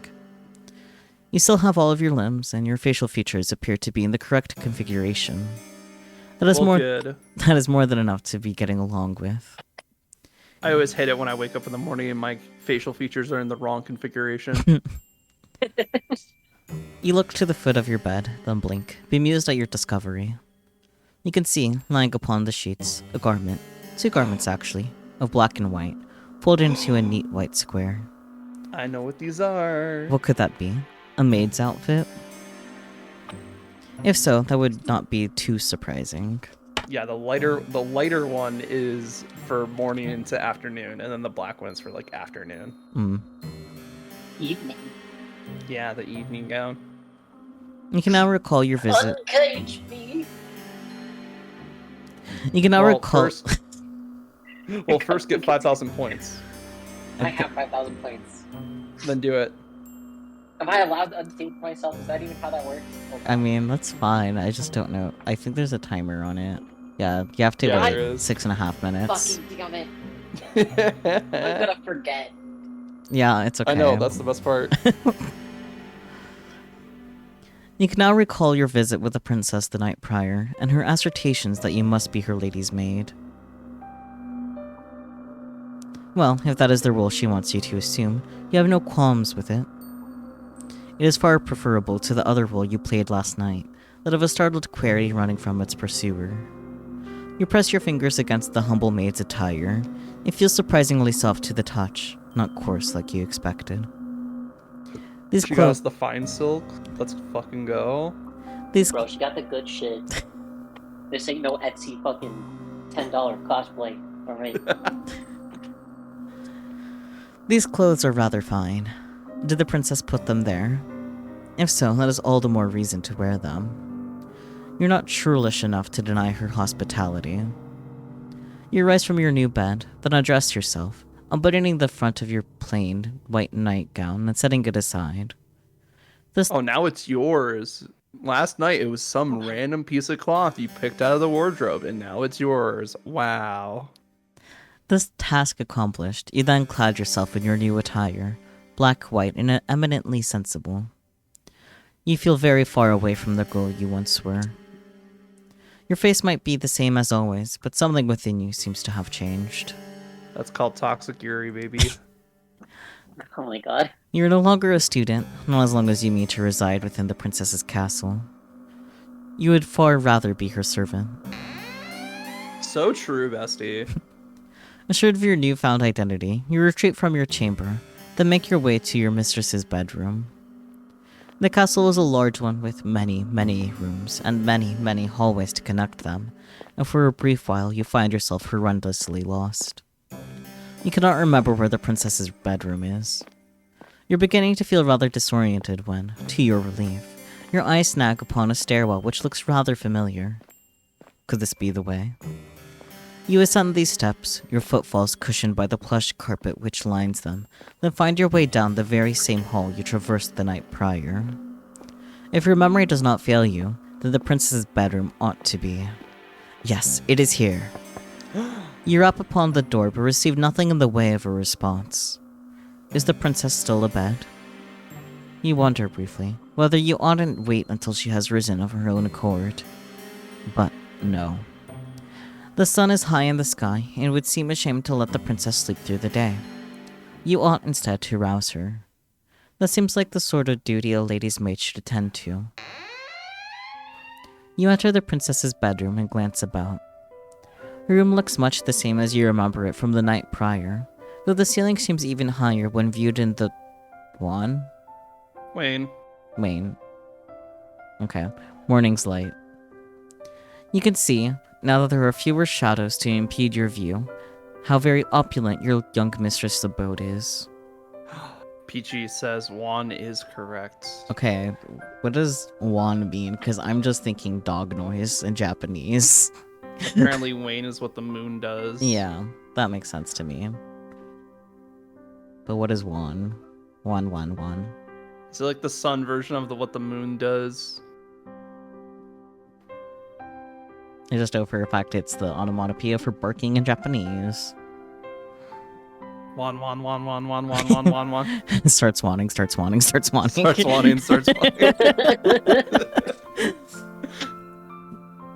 Wan is like pale or Sneak weak. over to my PC really quick. Yeah, Ah. it'll probably sound less crunchy. So weak Yeah. morning light. Oh, sorry. Was I super crunchy? You should let me know. You're- I could have disappeared until I was done with dinner. It's okay. Starts crunching. Oh my god. It's okay. Crunch. Dear god. I'm just gonna eat this microphone real quick. Just.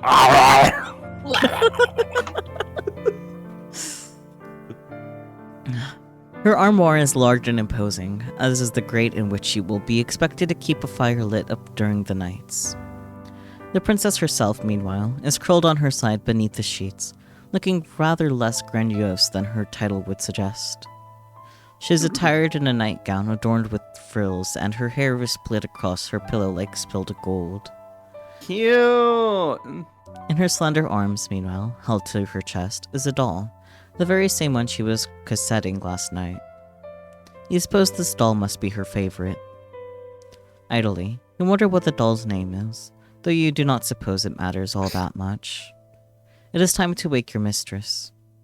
You call out to the princess, but she is largely unresponsive. Her eyelashes are still sewn tightly shut, and her laps pursed in slumber. Laps. What? I heard What? laps. Laps? I didn't say laps, I definitely said lips, but... Lips? Mm-hmm. Lips pursed. That's Yeah, an I interesting don't- word. I did add the counter, but Peach, can you confirm whether or not I actually said... Are we like... Wait, are we counting like... It did sound like laps? Well, you guys suck. I can remove the counter, by the way, and I'm just throwing that Yeah, out it's there. OHP. I've also seen it written OPE. It's just basically just trying to get the sound down. So it's like OP. Honestly, it'd be funnier if it was misspelled because it's for counting misspellings or misspeakings. I was gonna say.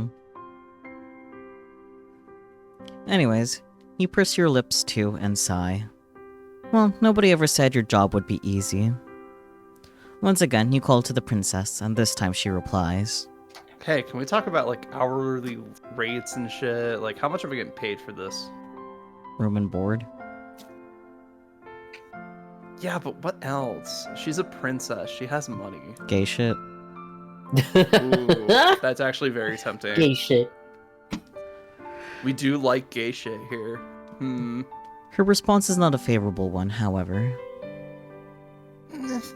She sighs, then turns away from you, her doll clutched to her chest. Just give me a little longer. The princess sounds so enfeebled, but you do not take pity on her. If you have learned anything from the conservatoire, save for knowledge pertaining to the respiratory tracts of fish, it is that one must be cruel to the kind to be kind. You do not think this adage was practiced with any great success in the conservatoire, but perhaps it will have more of an impact upon the princess. You tell her once again to wake up, more sternly this time.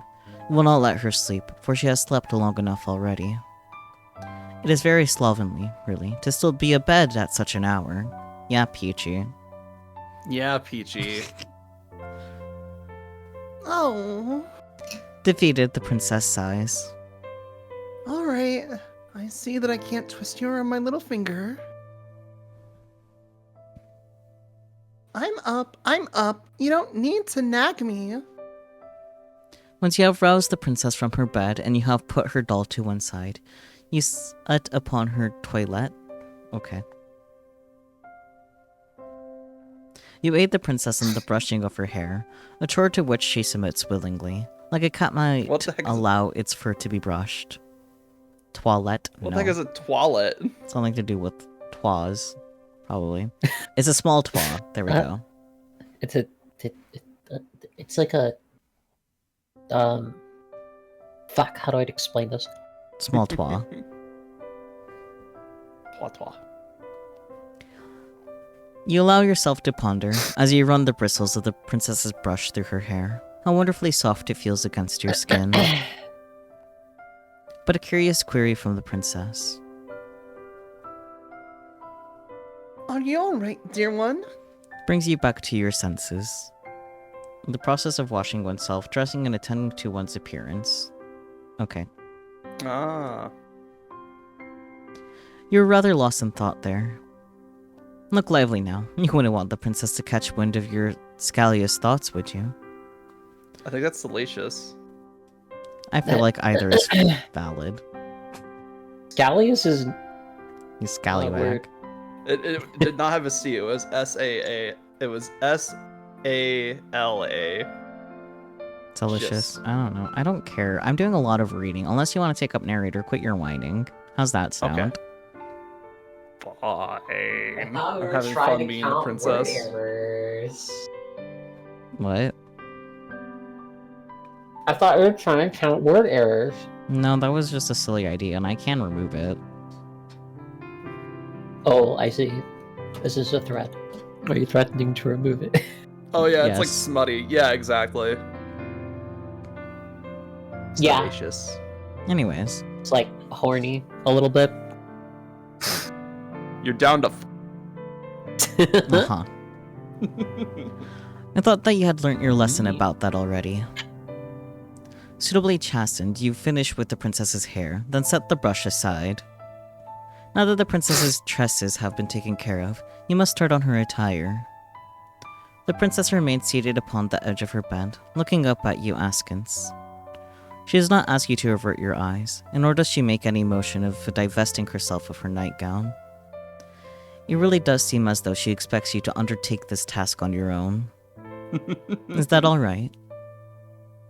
You ask the princess as much. You would not wish to impinge upon her modesty, but she only laughs. Yes, that's alright. It's what you're supposed to do if you're to be my lady's maid.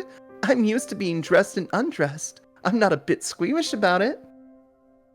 She might not be squeamish Oh, about it, God. but you are. Are you okay? Hell yeah. Let's go. I'm fine. And still Uh-huh. fighting the alley cats, I see. No, I'm not. Uh-huh. You gotta get your tuna, girl. I'm already Alright, eating Peachy it. Well, you won. Let's go. Oh my god. Don't worry about it, No, Peachy. no, Peachy. Listen, they're trying to make me out to be an alley cat, which I am not. To be That's fair, all that. you That's all there started is to it. You started You did it. start it. Listen! You literally said, I don't want to tell you why I suddenly exclaimed in pain because you're gonna laugh and call me a cat girl, and then you explained that you hurt yourself trying to open a can of tuna, so you completely Listen! started. You literally set yourself up, my dear. No. But you guys would have done it anyways. I know I wouldn't have. So I can guarantee I at might least have. one. Yeah, he might have. There you go. You are right that I might have. I put the stuff. That's what I'm eating. It's like a tuna melt with scrambled eggs on top. Ah, I see. Very I see. tasty. Nice. Interesting. Very cat food. Not a meow meow. Yeah, no, I'm not a cat girl. Unless... And I put a little bit of Old Bay seasoning in the scrambled eggs when I was cooking them to give them a little bit of a seafoody taste. Ooh. Really tasty.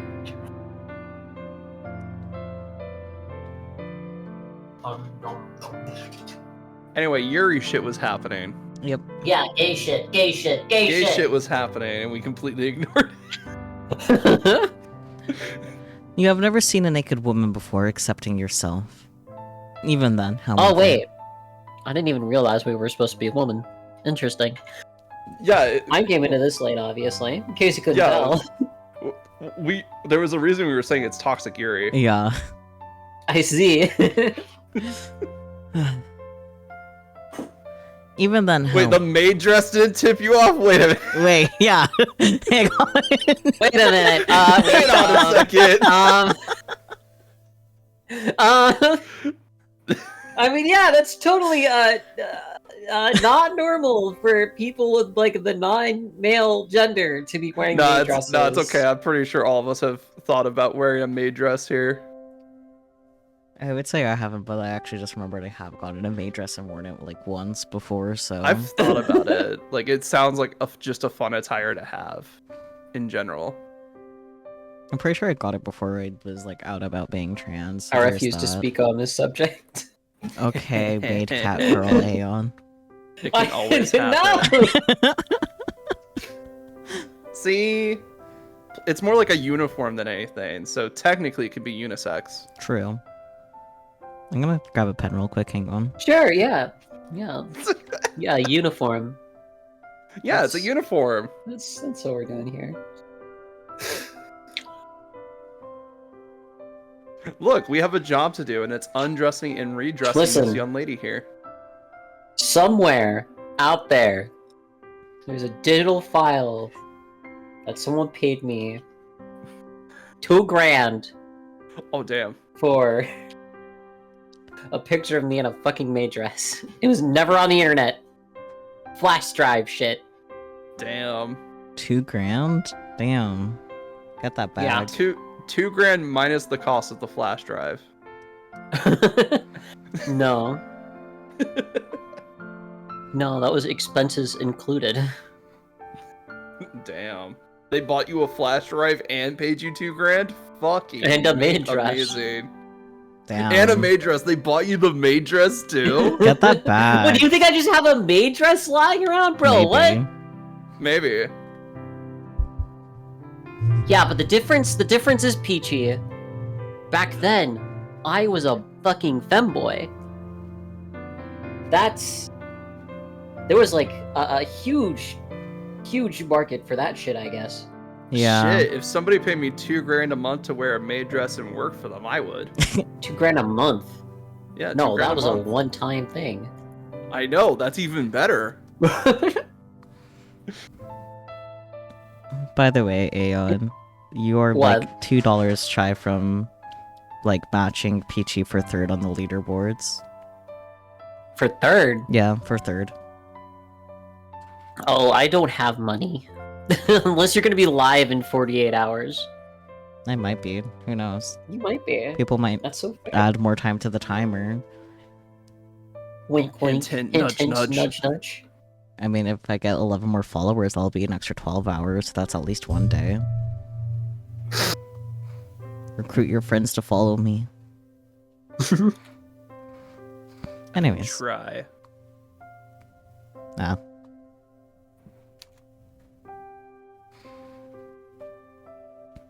Anyways, Wait, we already have a collab set up. Shouldn't we just invite Aeon? I just accepted Aeon, it's fine. Okay. Yeah. Oh, goodness gracious. Hello. I'm here now, too. Yes. Anyways, back to our gay shit. Gay shit! Even then, however, you have always dressed and undressed furtively, not wanting to examine your body for longer than is strictly necessary. That's a fucking mood. You have never much liked the way that you look. You make a few more mumbled objections, but the princess sweeps them to the one side easily. It's alright. I might be a princess, but we're both people underneath all of our clothes. I doubt we look much different. You're not sure about that. You have not yet seen the princess unadorned, but you already know, to look at her face, that you are different. She is much, much prettier than you are. But she is waiting, and you do not wish to keep her any longer.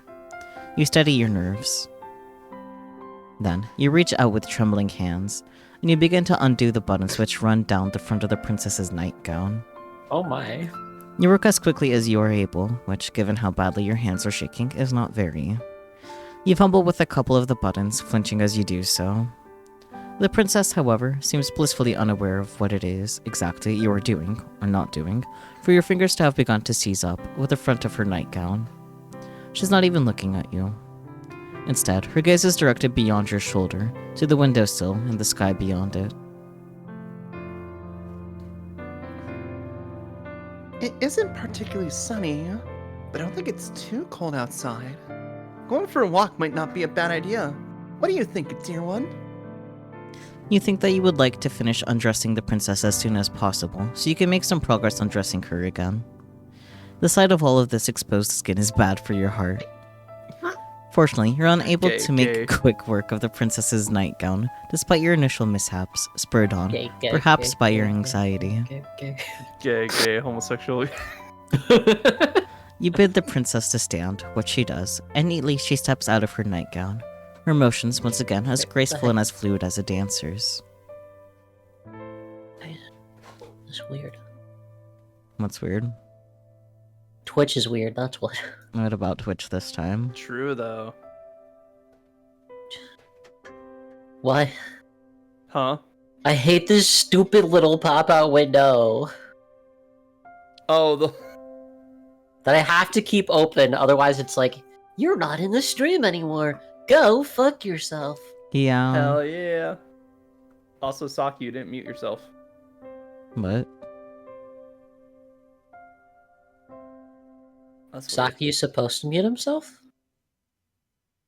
on the Chrome browser. Yeah. I am muted on there. That's weird. Why is it responding to my voice? That's weirder. Weird. What? So every time What are you I looking speak- at? Everybody's muted on my end. Yeah, same. So it's weird. Whenever I speak, I see your icon light up on the Twitch. That's really weird. That is super weird. Anyway, we're gonna ignore that. Yeah, good Yeah. idea. Ignoring it seems like the best course of action. This task completed, you search hurriedly, worriedly, for the princess's red dress. Oh, Peachy, you wouldn't see anything about the Twitch guest star. Or hear it, Unless you added it to OBS. which I didn't. Exactly. Where is it? You cannot find it. Sweat begins to prickle on the back of your neck. Your palms, meanwhile, feel uncomfortably clammy. The moments pass awkwardly, uneasily, as you search, the princess standing there all the while, as naked as the day she was born. Damn. Why did you not Damn, find her bruh. day dress before you stripped her of her night one? Yeah, that's a good question. What a fool you are. That is a very good question. The princess, noting your panic, giggles, then says, Are you looking for my dress? Yes, you reply, your face flushed. That is what you were doing. I thought so. I did wonder before you started undressing me, why'd you not ask where it was? Maybe it slipped your mind? It had slipped your mind, yes, to your shame. It had slept your mind? Cool. You were too busy trying not to fixate upon the princess's bared skin to think about how best to conceal it. My dress is in my armoire. The princess says, glancing over to the aforementioned piece of furniture. The armoire, that makes so much sense! That armoire refers is an intricately carved wooden structure, large enough, or so you estimate, to fit inside enough dresses to attire a whole ballroom's worth of princesses. We're gonna open it, it's only one. I'd like to wear the red one. It's my favorite. Would you be a dear and fetch it for me? All the dresses are red. I don't want to rush you, but it is rather cold in here, especially when I'm still naked. Do you at least have underwear on, girly? Like... No, naked. She raises a good point. You turn away from the princess and make your way to her armoire. Once there, you open its wooden doors and peruse the clothes hanging within. It is just as you expected. Inside that wardrobe lies numerous dresses, all of them finely sewn and decorated with no shortage of ribbons, lace, and iridescent pearls. And more importantly, all of them red. You find the princess's red dress soon enough, then hurry to her side. With your spoils in hand, you hurry to dress her, concealing, once again, the princess's pale skin beneath layers upon layers of soft red velvet. She is easier to look at now, you think, with her skin concealed. She looks so cute. Yeah. That might have been the most nerve-wracking task you've ever had to accomplish, even more so than your perilous escape through the foggy forest. Why, it seems a small miracle you can still remember how to breathe. Gay shit, Ah, gay shit, That's gay much shit. better. Yeah, gay shit indeed. Thank you, dear one, for your help. You've not been here for a full day, but I already wonder what I'd do without you. Shyly, you assure the princess that you did nothing, really. Nothing beyond your job. You did not do anything incredible. And, in any case, being complimented by somebody so pretty is embarrassing. Ow. Aw, don't be like that. I want to compliment you. Why shouldn't I when you've been so helpful? It'd be rude not to, in any way. I think you're very pretty too. Wink. Oh my. Your face flushes from this, more deeply than ever before. You ought to count yourself lucky, really, what with all of this excessive blushing, that the princess does not seem to possess any vampiristic tendency. Except for that one fang. Yeah, the loose fangy. The loose fang. You're making yourself quite the easy target, No, the princess declares. why don't we go for a walk? It's a nice enough day, and I get so very bored of being cooped up inside. You can't think of any particular objections to raise to this remark, and you think that the princess might have a point. The castle, though expansive, is somewhat stifling. The walls are so very thick, they put you in mind of a crypt. What the fuck is that word? The third one. Acquiescence? Acquiescence. Acquiescence. Okay, that makes sense. Alright. With your acquiescence assured, the princess quits her chamber, her posture elegant and her gait unhurried. She seems not to walk as she navigates her way through the seemingly endless hallways of her home, but to float like a cloud. The hem of her dress swishes around her legs, and her hair shifts like a shroud. The castle's courtyard, meanwhile, is sadly lacking in comparison to the princess's beauty. The courtyard is fenced in by the castle's walls, which look, in the stark midday light, tall and imposing, faceless soldiers standing sentinel. Though the sun is out, it is not particularly bright, and neither is it particularly warm. The courtyard itself, meanwhile, is in a state of disarray. The flower beds are in shambles, all overgrown with weeds. It is all rather depressing. The princess's castle might be grand in scale, but the courtyard itself is simple, hemmed into a claustrophobic degree like a coffin. The princess, however, seems not to share your dolorous mood.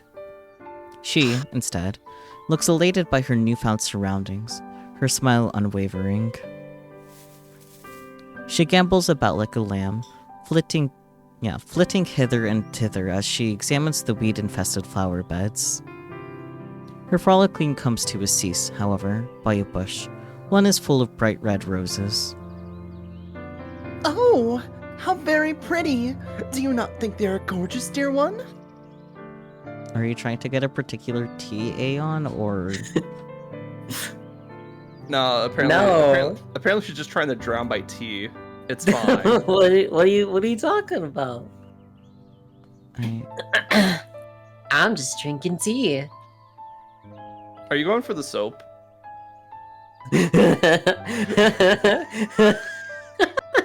No, but that's a really good one actually. What the fuck? Yeah. So I've never seen that one before. that one is. It's Oh. relatively new. Yeah, Peachy got the soap. Let's go.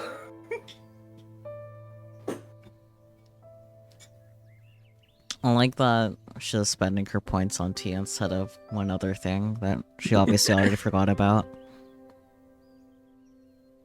Yeah, she did. Did you read this? Yeah. Okay. The flowers are not too disappointing, you suppose. Pretty. They make for a fine spectacle, in fact. A welcome splash of color when contrasted with the dullness of the drabness which permeates the rest of the courtyard. Oh, bless you. That was a cough, not a sneeze, my dear. Bless you. No. Bless you. I refuse your blessings. Well, fine. Go to. Will do, thank you. That's where I belong. I'll see you there, buddy. Yeah. Though the other flowers in their beds are wilted, withered things, it is not so for these roses. They are a rich bright red, just like blood. Their heads so full they seem almost to droop beneath the weight of their own engorged petals. They are pretty in a sense, but there's something unsettling about them too, something that is almost obscene. How did these rosets become so very red? What has been sustaining them? Could it be The blood of the possible innocent. that these roses have been draining the life from the other flowers which are struggling to grow within this garden? It is a That fanciful too. thought, but Roses aren't parasitic. Oh my god. these ones are. Probably these ones. They might be like vampire roses or something. Vampiric roses. That'd be awesome, honestly. That's a really interesting enemy design. That'd right be there. very I already have goth. some ideas. Oh, that'd be great. Vampiric roses would definitely be part of a goth outfit. Yeah. Oh, they are simply divine. Look at these roses. Oh, looking at these roses always lifts my spirits. They really are my most favorite flowers. I simply must pick some of them. Perhaps I can use them to decorate my bedchamber. It could use a bit of color. The princess reaches out so as to pluck one of the roses free from its resting place amongst its brethren. You watch her, your breath bated, anxious that this gesture might result in her perforated flesh and bright red blood. But the princess is not as clumsy as you fear. Of course she is not. Who did you think she was? You? Rather than worrying about other people, you would be better served if you worried more about yourself. The princess holds her newly pilfered rose to her nose and inhales, her eyelids falling shut as the flower's sweet scent washes over her. A few moments of silence pass. Then, the princess begins to toy with the petals which adorn the flower's crown. Now, let me see. I wonder what fate has in store for me. She loves me. I marvel. Oh, wait, I know what she's doing. Yeah. The princess plucks a petal from the flower's overburdening head. Or burdened head, words. She loves me not. The princess continues with this childish incantation, all the while stripping her rose slowly and methodically of its petals. These petals flutter about the princess like bloody snow. The princess's voice, meanwhile, echoes throughout the courtyard, even more melodic than the strains of pianola. Yeah. She loves me. She loves me not. She loves me. She loves me not. You good? I am okay. Okay. Just did a Except lot for of love. talking at work, so I got all kinds of crap sitting in the back of the throat waiting for me to die. I'm kidding. Except the love. Except for love. Hi, Marvel. The princess's fingers hover over the final petal, which crowns her nearly denuded. What are these words? I don't like it here Denuded? anymore. Yeah, denuded Oh, flower. Makes sense when I say it like that. Yeah, like I know what's trying to say, but like, what the fuck are these words? Yeah, undressed. Yeah, I figured that's what I meant, but still, fuck these words in particular. I mean, they're very fancy. I like them. It would have been fine in moderation, but it's just a lot right now, man. Then, Let's throw a tire thesaurus at you. Just go. goddamn. Then, with a triumphant smile, she declares, She loves me. I knew it. You watch the princess, amused by her girlish good cheer. The little mantra she has been reciting is one that you're familiar with. The girls at the conservatoire also used to engage in this little game. The younger ones, at least, who believed that a fairy tale prince would whisk them away. You might have participated in this game yourself when you were a child yourself, but you never pinned your hopes and dreams on a handsome prince. Yeah, because you were aiming for the princess. Your interest in princess had always been minimal. See? When it comes to fair princesses, though, well, Oh. that is a different matter altogether, isn't it?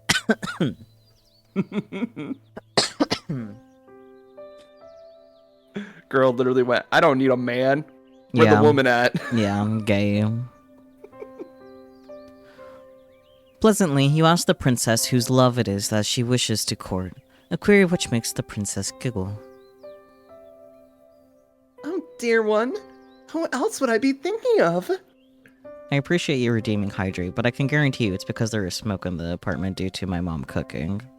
Hydrate. And you too. Both of you. No. Yes. Grab the water What? bottle. Yeah, hydrate. What? Extra hydrate. Fuck!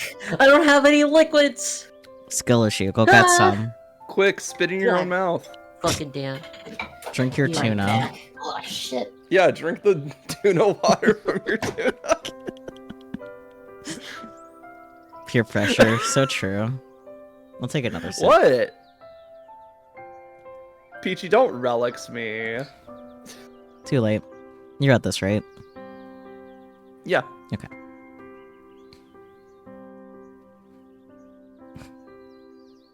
Naturally, I was thinking of you.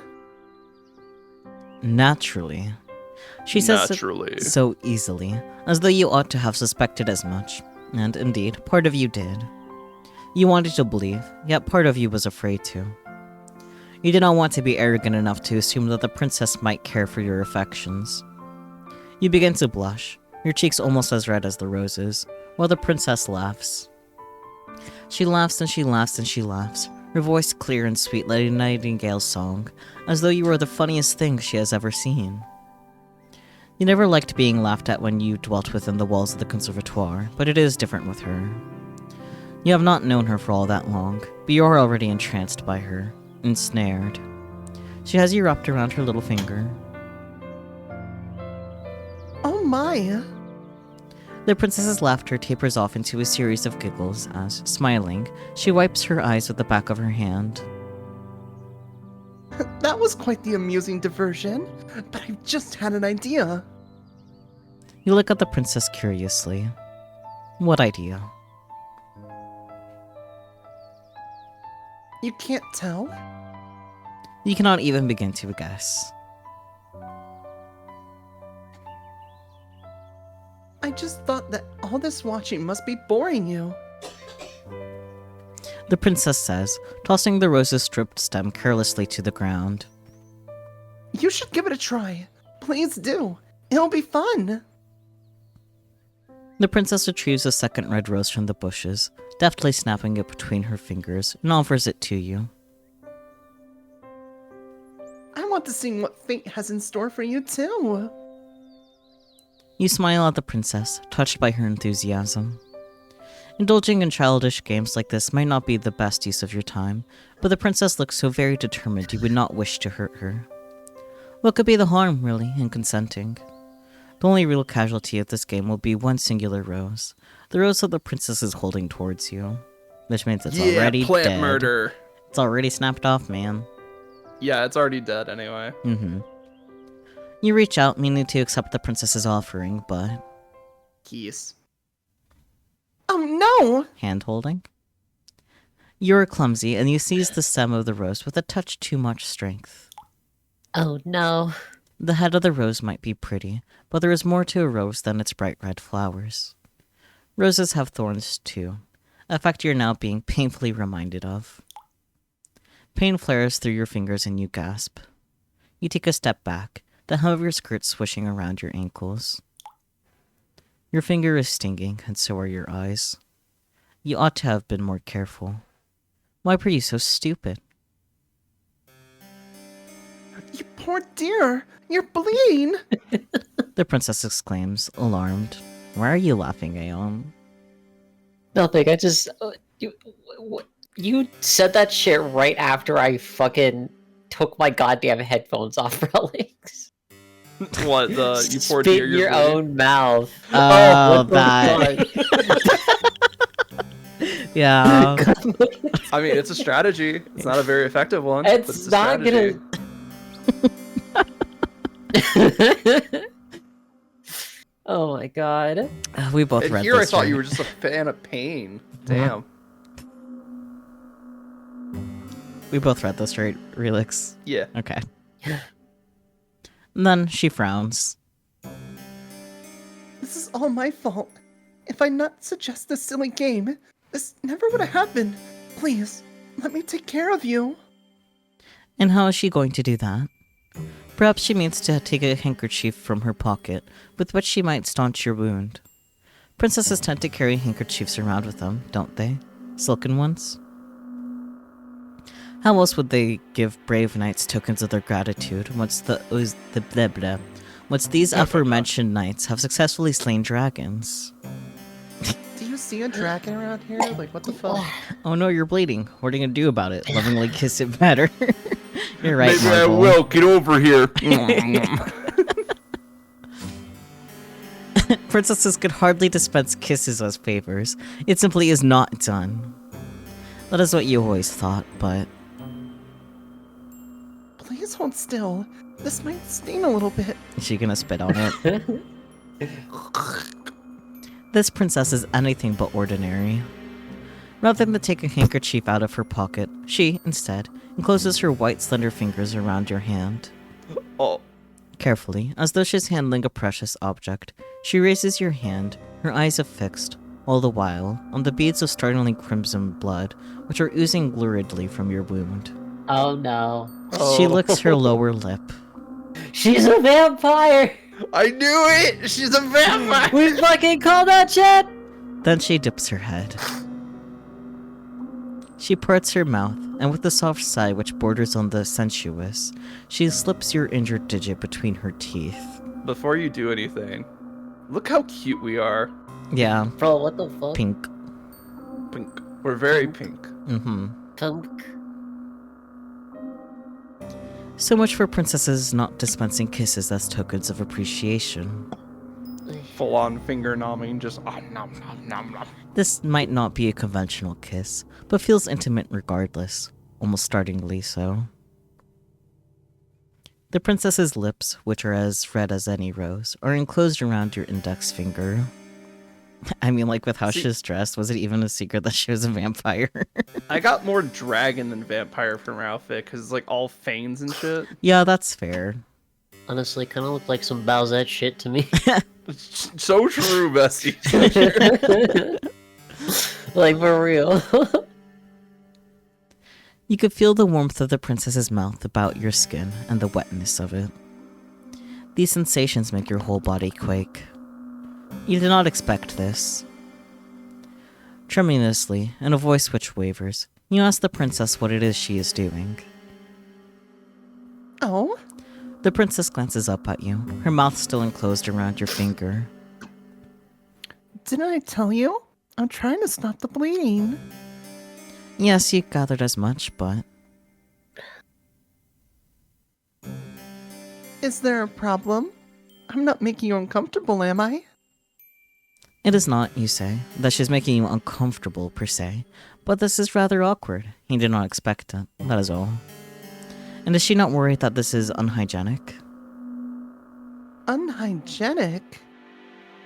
The princess blinks.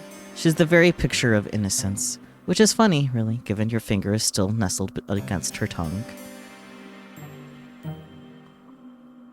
I don't know what you mean by that exactly, but I've heard this is the best way to take care of cuts. My nursemaid used to do this for me when I was a child. It's what you're supposed to do. Suck the blood until they're gone. Oh boy. Oh, goodness. And, you ask, your voice catching in your throat, did her nursemaid keep staunching her wounds with her mouth when she grew older? Hi, Sophie. Hi, Sophie. You came in on a very good time for Toxic Yuri. Why? Why? I don't understand why the music is so solemn and gothic. It's Toxic Yuri, considering Aeon. relatively wholesome and It's either Toxic fun Yuri or it's things that have Doomed been Yuri. happening? One of the two. Either way, can I provide the suggestion of it's wholesome so far? Yeah, it's wholesome so far. That's true, but the music does not make much to dissuade from certain illusions that they were trying to set. Mm-hmm. That's intentional, Aeon. It's supposed to make you think, oh, what's gonna happen next? Because so far it seems like everything's fine. Mama da yo. Hi, Sophie. Mama dayo. But who What is- knows what's up with her? What is Mama She's Dial? mysterious. Oh, it's a Mama sound. Dayo. It's a sound. It's a sound alert from Monstars. Mama Dial? There's a character called Madara Mikajima. He likes to call himself Mama. And one of his catchphrases, Mama dayo. So, Wait, I want to hear this. We'll see if I can mimic it. What's it called again? Mama Dayo. yeah.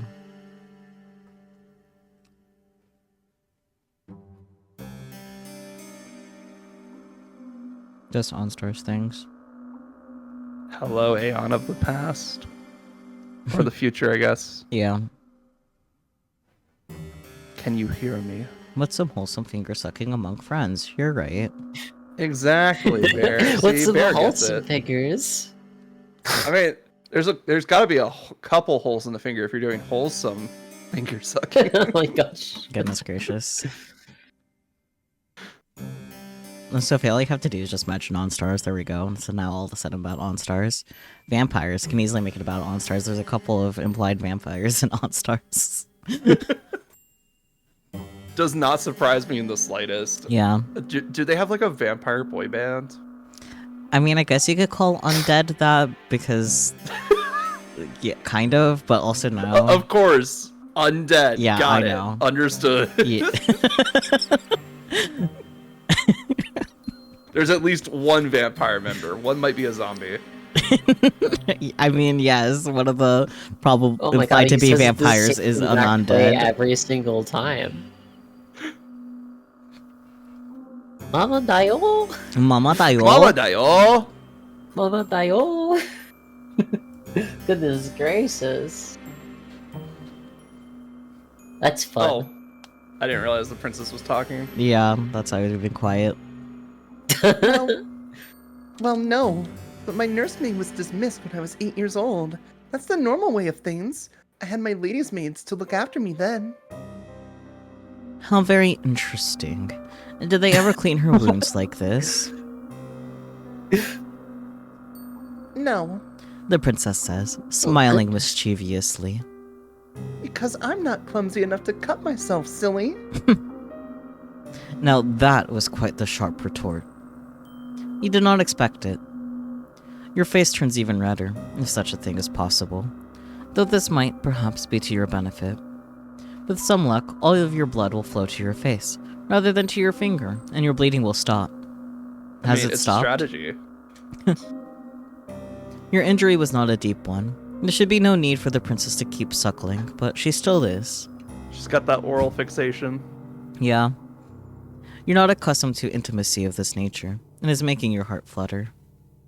If the princess knew what her mouth was doing to you, you are sure she would not be so very familiar. Whoa! Whoa! What that mouth do? Bro, what that mouth do? Huh? Huh? What's going on there? Huh? Huh? Goodness gracious. You feel That's... You feel quietly, crushingly confident that she would scorn you for your feelings and deem them unnatural. It would not be the first time. At this point, you should be used to rejection. It still stings, though. It stings much, much more than any thorn on any rose ever could. The days pass. Tashi vampire. The days pass, following your misadventures in the rose garden, in a relaxed, unhurried sort of a manner. Welcome to Toxic Yuri, Peachy. She literally confessed, but what if she doesn't like me? She literally confessed! I think this just goes to Yuri in general. Not the useless lesbians, exactly. Your mad dash through the... I'm gonna mute myself before this gets worse. Okay, Okay. hopefully it passes soon. Yeah. Your mad dash through the forest is beginning to feel like a distant memory. So much so, you can scarcely recall the raw, naked fear you once felt as you fled for your life. Girl, it's been a day. What the fuck? There's no running to be had while you're working for the princess. You would have nowhere else to run, and, in any event, there's no longer any reason to run. The shadows which once tormented you have, at long last, begun to recede. It's been a day. Girl had one toxic relationship for a day, and she's like, I'm better now. I'm pretty What the sure fuck? it was implied that it's been more than the one day. Yeah, the days pass. Oh, okay, so the days pass. Okay. It is nice that they let Like you scroll useless back. lesbians. Yeah, useless lesbians. Yeah, because of the confession. It's like, oh, what if she doesn't like me? That. You can scarcely recall, as you lay down in your bed, the petty cruelties you were subjected to by your classmates at the conservatoire.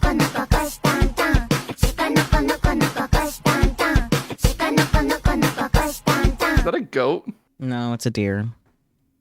Because it's another sound alert with the shikonoko koshtantan sound. Oh, okay. Mm-hmm. It's long, so that's why I just kind of went silent to let it play out. Kind of figured. I just wanted to make sure. I was like, wait a minute. Alright guys, Screaming goats don't take should that I long. start getting a degree? In what? Art maybe, possibly, question mark? I'm I not... mean, it could help. I feel like a lot of people are like, oh, don't get an art degree. Like, if you feel like you really need the experience and structure of school, maybe. If you really need it. But you don't Yeah. really need the degree in art for art careers.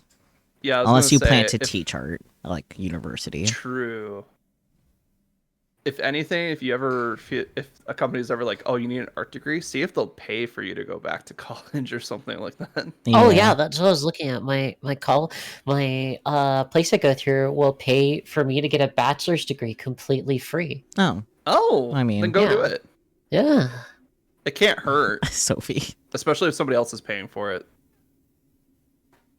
Sophie is out here suffering through graduate school. Don't listen to her bias. Of No, Sophie. Sophie. Are you is... postgraduate? Is that what we're saying? Yeah, that's what Sophie No, is. Sophie's right. Sophie's right. Like for most jobs out there, degree is kind of useless, and more importantly, if you do end up needing the degree, see if your work will pay for it. I mean, Sophie does need the degree for what she's pursuing, but Calculus. she's like working on a master's, I'm pretty sure.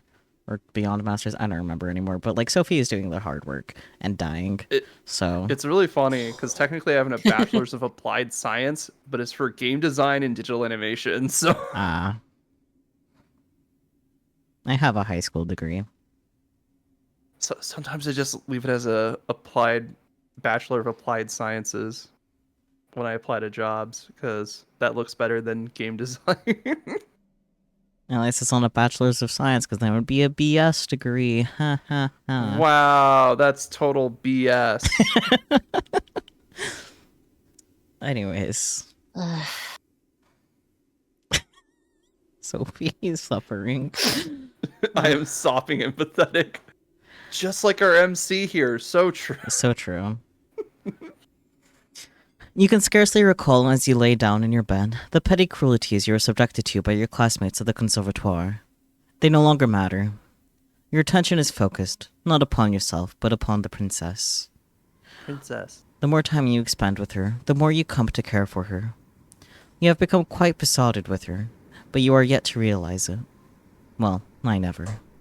How very ignorant can one girl be of her own feelings? The princess is not half so ignorant as you are, though, despite having spent her whole life within the palace's walls. The weight of her own feeling are not unknown to her, and, during one stormy night, she chooses to make them known to you. You were in the princess's chambers later, perhaps than you ought to be, later than is strictly appropriate. It is dark outside and there's little save the light of the moon to alleviate that. That, and the fire which crackles in the grate. You have only just finished stoking that very fire, and now you rise. You look to the princess, who is laying in her bed, and you bid her a good night, as you have many nights past. With a neat curtsy, you turn to leave, but the princess's plaintive voice gives you pause. Oh, wait, dear one. Do not go. Not just yet. Perplexed, you pause, then look back at the princess. Though she is smiling, her expression is unusually wan. Wan. Wan. She barking? Yeah, she barking. Damn, she barks? Is she alright? Oh, I'm sure I'll be fine. It's just nights like this, you know, which make me feel a little out of sorts. And what, you ask, does she mean by that? Only that it is very cold and very dark. It is very windy besides. I'm afraid there'll be a storm later. It was awfully cloudy earlier when we went out for a walk. God fucking damn.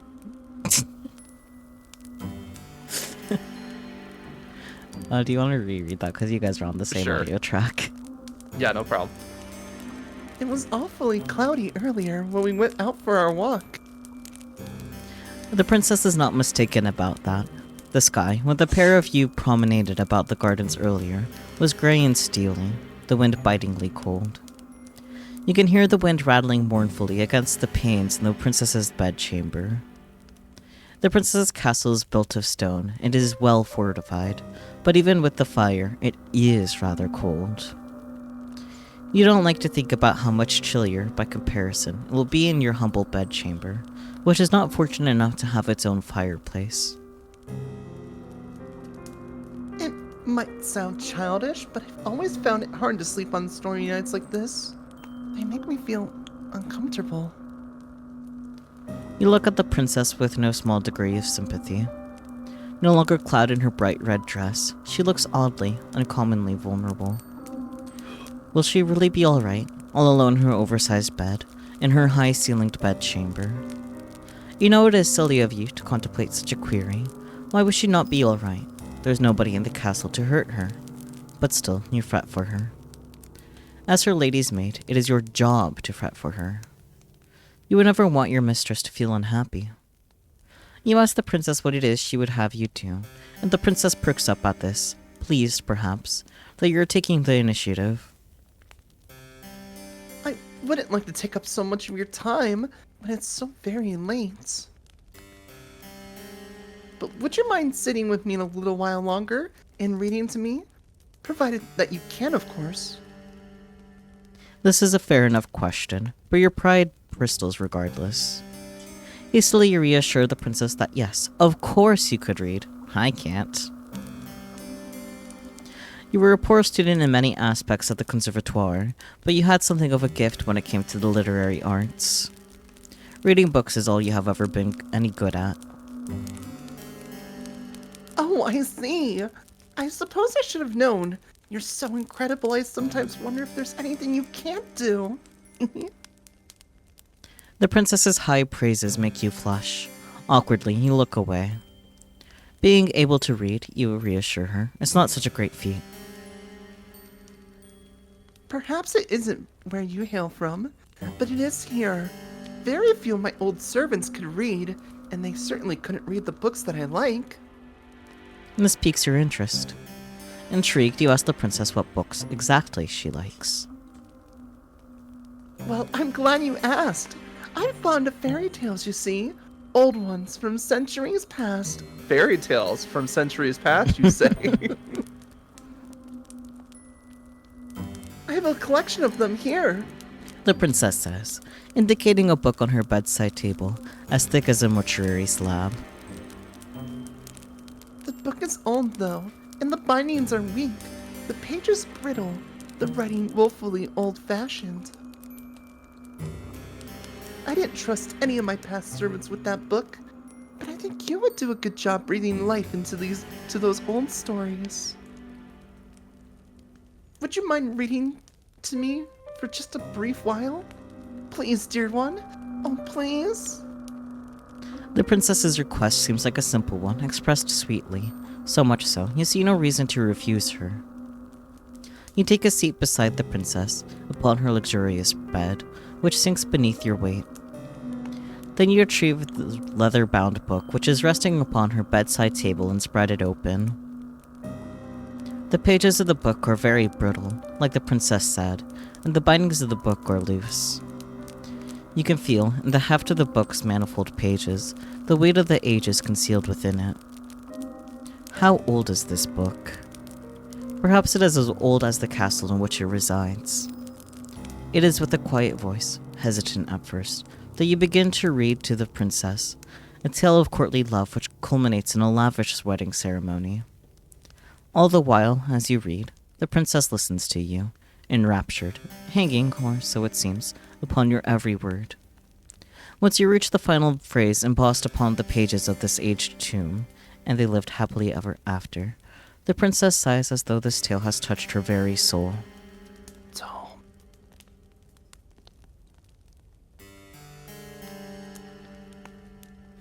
What if there was a handsome prince to marry me?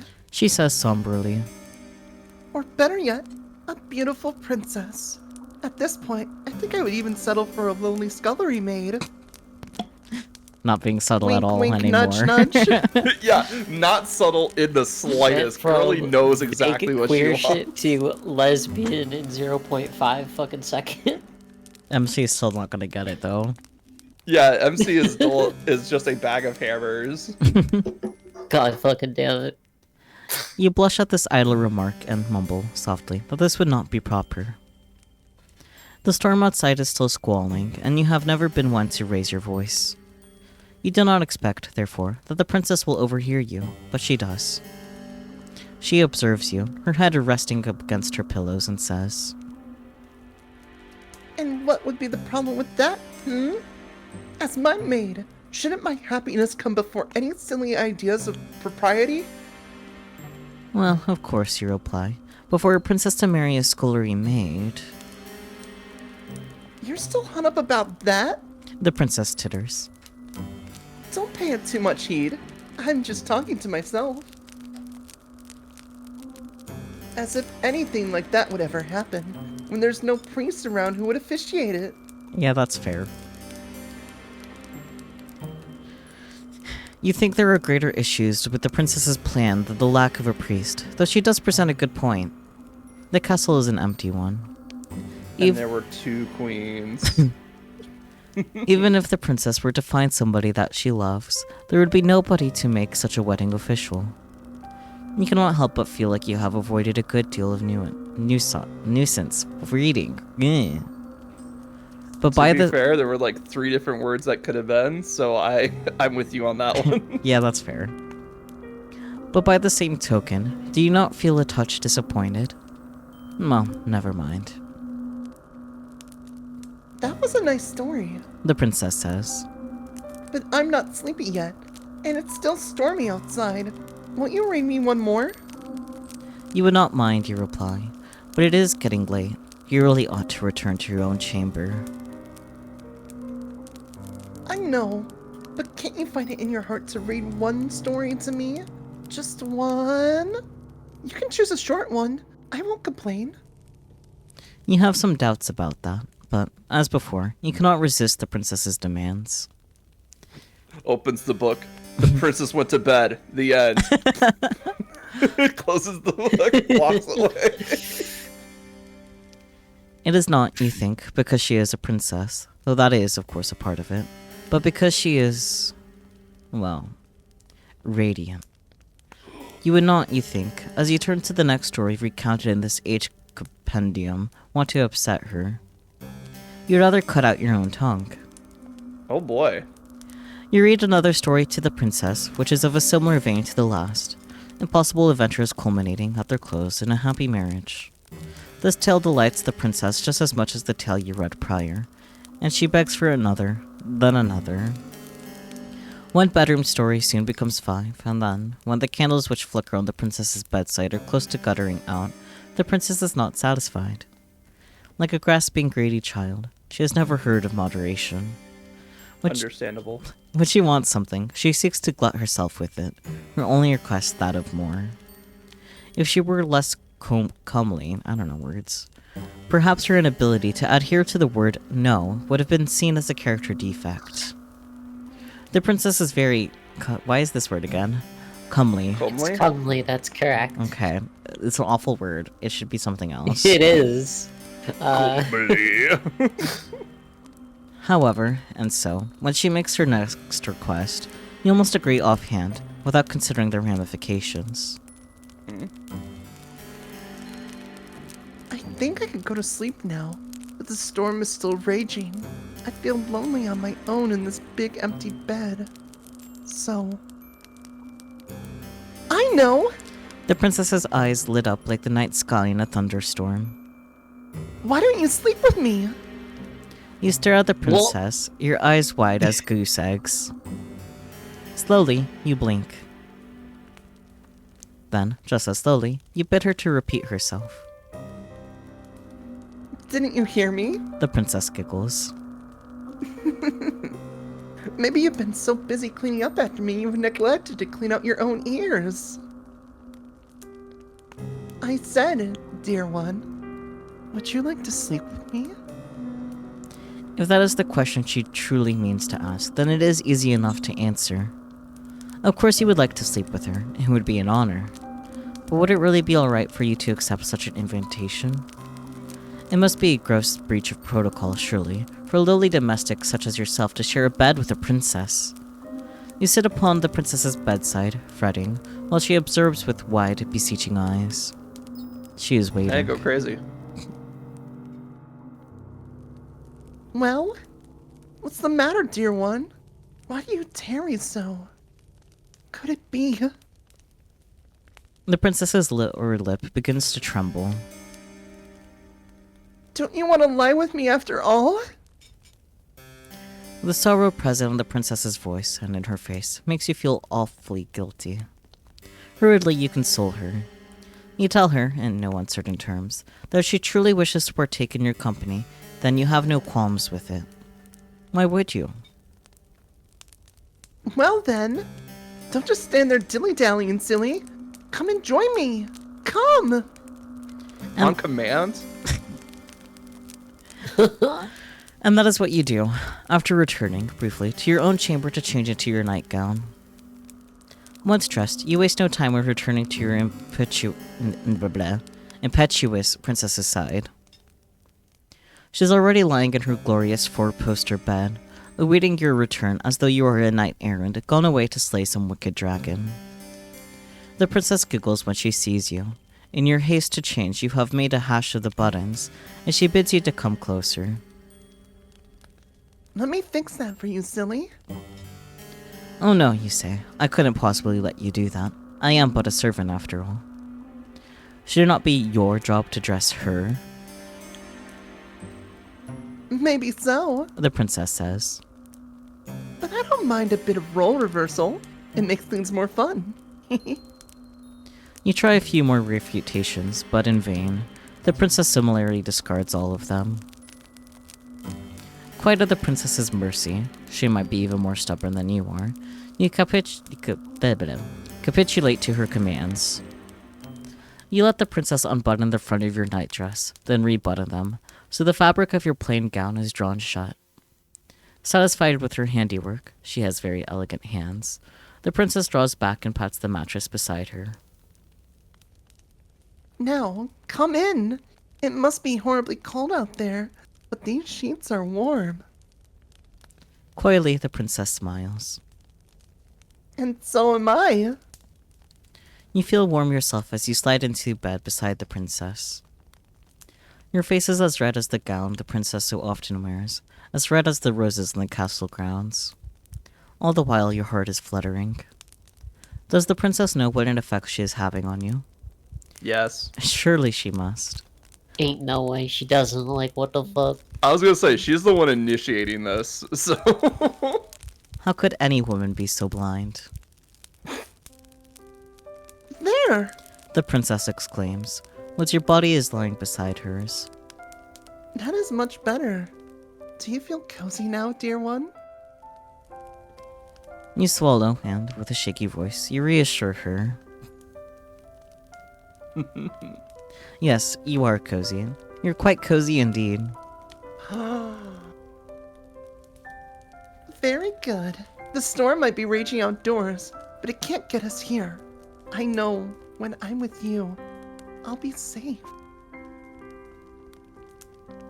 It's strange, but The princess reaches out, then takes your hand in hers, twining your fingers together like a chain. when I'm with you, I feel so very light, as though nothing in the world can hurt me. You make me feel safe, so I want to make you feel safe too. I'll take very, very good care of you. I promise. I'll clean your cage. I'll leave a bowl out for dinner. I'll make sure to brush your fur. You return her smile with one of your own, touched by her thoughtfulness, though something about her promise does make you wonder. Should it not be your job to look after her as a domestic?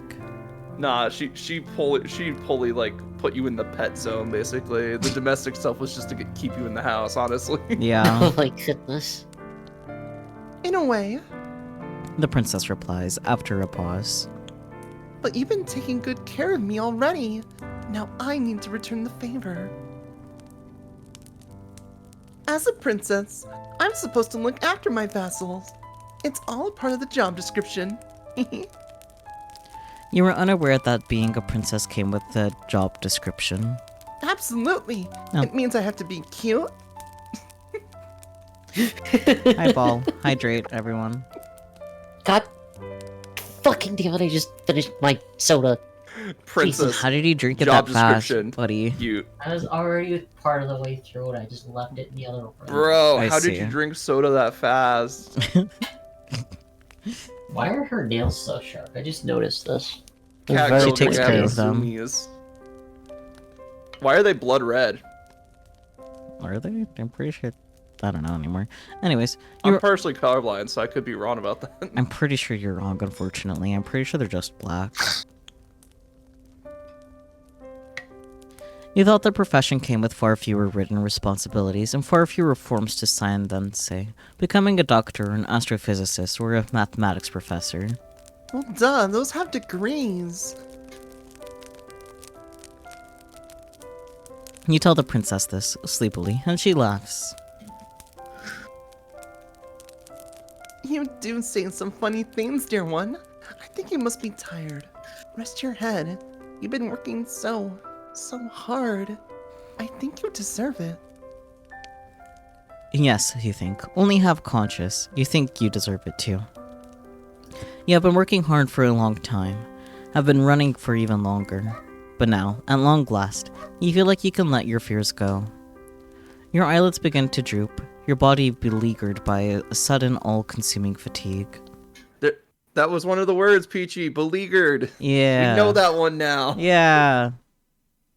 You know, it's not good, but you could have multiple doc Ps a day. It would be great. Yeah, that's valid of you. And Ball is having soup right now. Nice.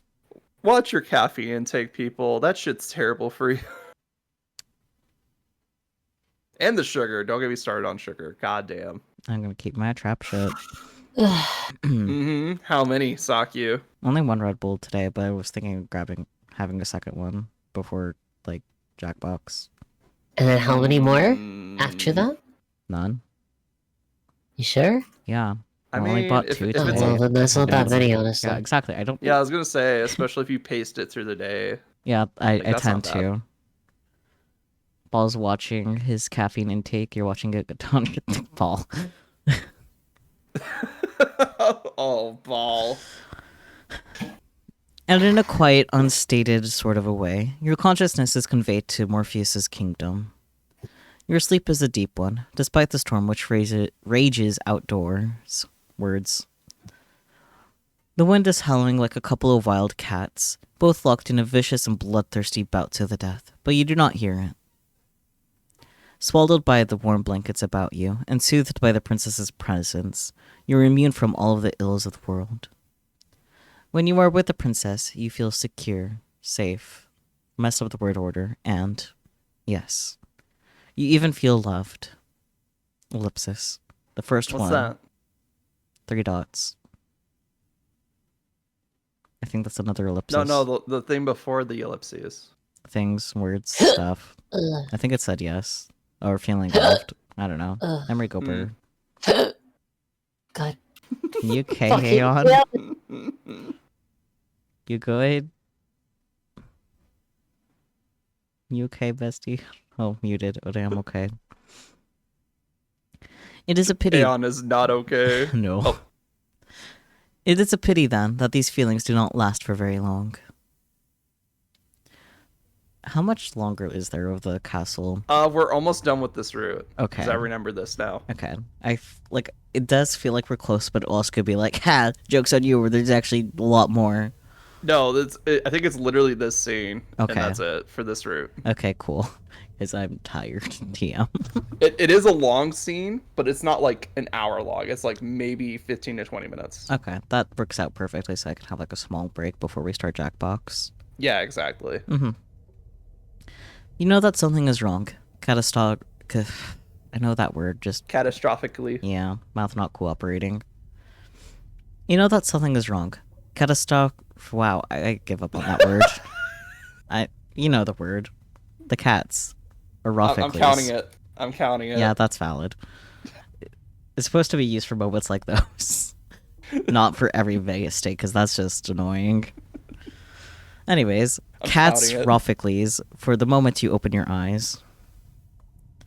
Your thoughts are hopelessly jumbled, but you are certain that, when you fell asleep, it was in a bed, a nice warm bed no less, beneath soft, comfortable sheets.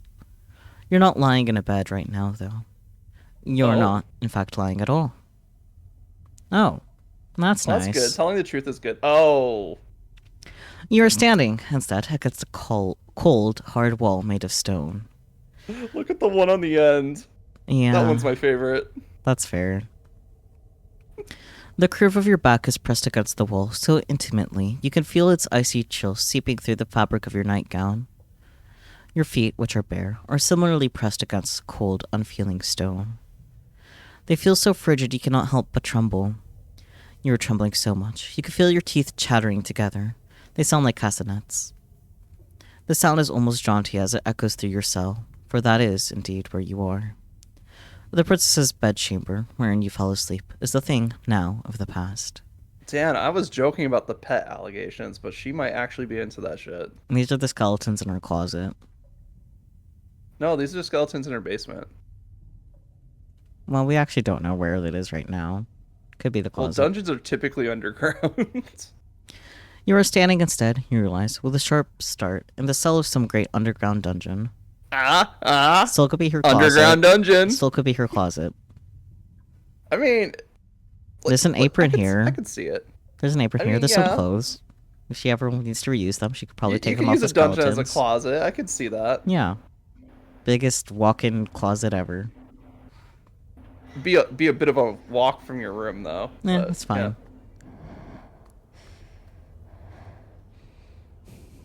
You okay, Aeon? Well, Oh, I Did I thought I do heard something breathing. weird? and I Oh, I realized think it the was breathing's from the game. soundtrack. Yeah. Yeah. Okay. I was like, damn, those, I can breathe it. those hiccups really bro. took the wind Sounds out of like her. you're having a fucking asthma attack over there. Jesus. Yeah. I mean, out of the three of us, I'm probably the most likely to have an asthma attack, but I feel like Nah, I'm you don't pretty know me. likely. Yeah, I feel like we're all pretty likely. Let's be fucking honest. I'll have an asthma attack just from getting fucking too many coffee grounds in my freaking airway. Fucking die. that's called choking. Yeah, I was gonna say. No, it's very fine coffee dust particles. Okay, that's what you meant. I thought you were like the full ass ground. Yeah, I was like, gonna be like, I think anyone would choke on that. I was like, sweetie, you're choking on beans. You swallow, and when you do, you can taste something bitter on your tongue. Your stomach is beginning to churn with anxiety. You feel like you're going to be sick, a feeling which wells up inside you to a staggering degree when you catch notice of the stench. You are not, you realize, the only one in the dungeon.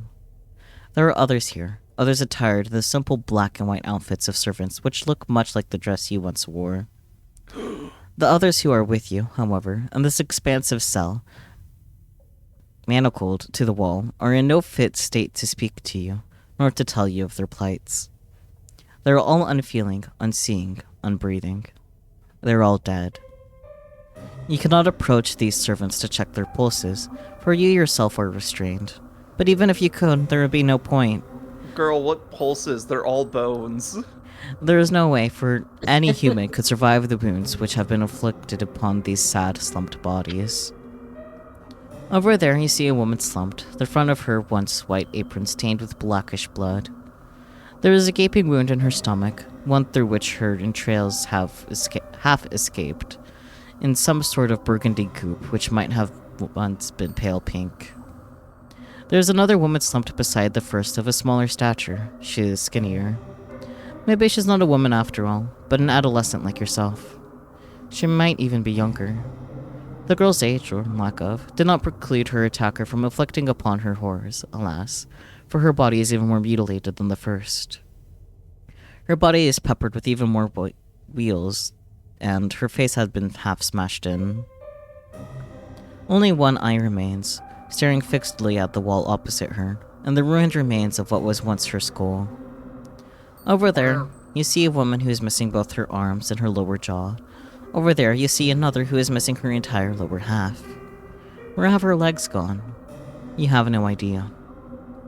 The injuries inflicted upon these bodies are ghastly, but their advanced decay is enough to turn your stomach. You know not how long these carcasses have been lying down here, but they have begun to putrefy. You fear a similar fate may befall you, should you stay here. You need to escape. Fitfully, you struggle against the manacles which bind you, but alas, it is no use. You cannot free yourself from the walls. Your restraints are much too strong, and you are much too weak. Panic rises up in your throat, cold and icy, while terror seizes your heart. This too, glacial. It is obvious that escape is impossible, but still you squirm and writhe like a rat caught in a firestorm.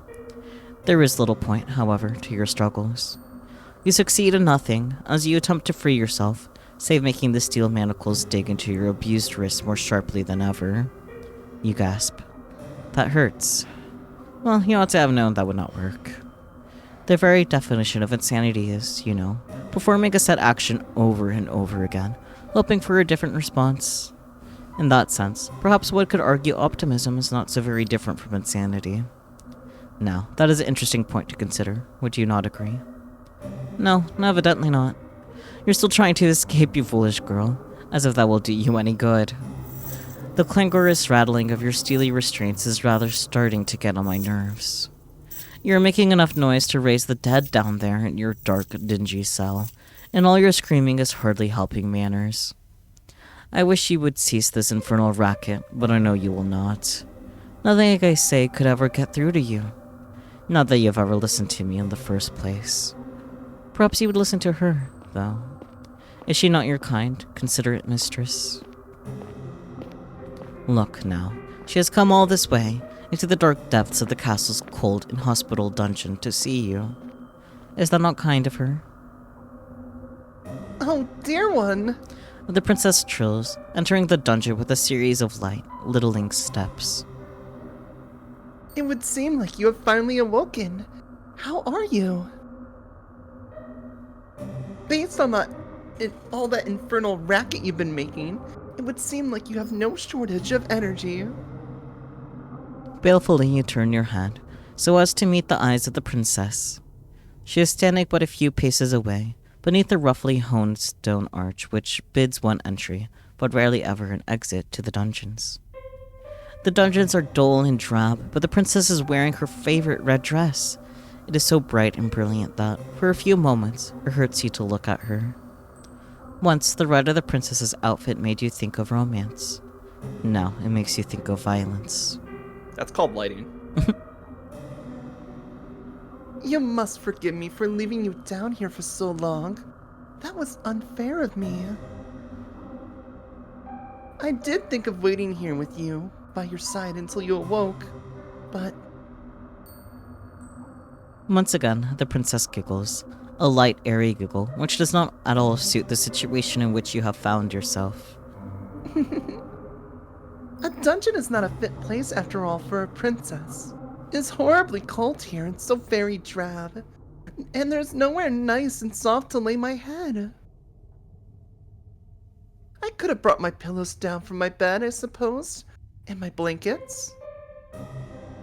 But then they would have gotten dirty, and that would be a disaster. I need to be more careful. I won't have anybody left to clean up after my messes soon. Not when I've dispatched of you. Once again, the princess laughs. Her laughter is light and littling, but the chiming of a silvery bell, but it does little to alleviate your concern. If anything, it makes you feel even more alarmed. Did she say she meant to dispatch of you? Yes, that's right. Could you not tell? I thought you might have figured that out already after waking up in a dungeon, silly. Still smiling, the princess takes another step towards you. What that you could, you would cringe away from her, but you cannot. You're completely powerless. The princess reaches out and places a hand upon your cheek. Your skin is very white, and though her touch is cool, it is less so than the frigid air in the dungeon. Though your body is aching, the princess's touch is gentle, and you find yourself leaning into it subconsciously. You wish she would keep holding you. You wish she would keep touching you. You luxuriate in her kindness as best you can. Damn, she's kind of into it too. What the fuck? Yo, what the fuck? But though the princess's caresses are tender, your circumstances rather undermine them. How can you relax like this? Ah, you're such a good girl. The princess says, in a cajoling sort of voice, as one might address a cat. Meow. Wow. You've been so lovely to me while we've been together. I really couldn't ask for a better servant. I feel as though I'd been spoiled. Why then, you ask her, is she doing this? Honestly, the fact that we're, like, in a dungeon right now and Aeona's caged is funny to me. Oh my god, what? What? You're still What does this have caged. anything to do with anything? You're still caged. You could have got out forever ago. Yeah. People have been I don't want dropping to spend hints. money on that. Okay. Enjoy the cage. Got to. Why then, you ask her, is she doing this? Improbable though it sounds, she must be the one who chained you up. There's nobody else in the castle who could have committed such a feat. So true. Every- Everybody else is dead. Yep, everybody else is dead. Why, yes. How very astute of you. I was the one who orchestrated all of this. Naturally. Naturally, she says, as though her betrayal is a matter of course. Naturally. Why, you ask, is this so natural to her? What does she mean to do with you? Oh, only what I've done to all my other servants I have experienced. Oh, bleh. 1 second. Let me start that You got this. over again. It's a weird sentence structure.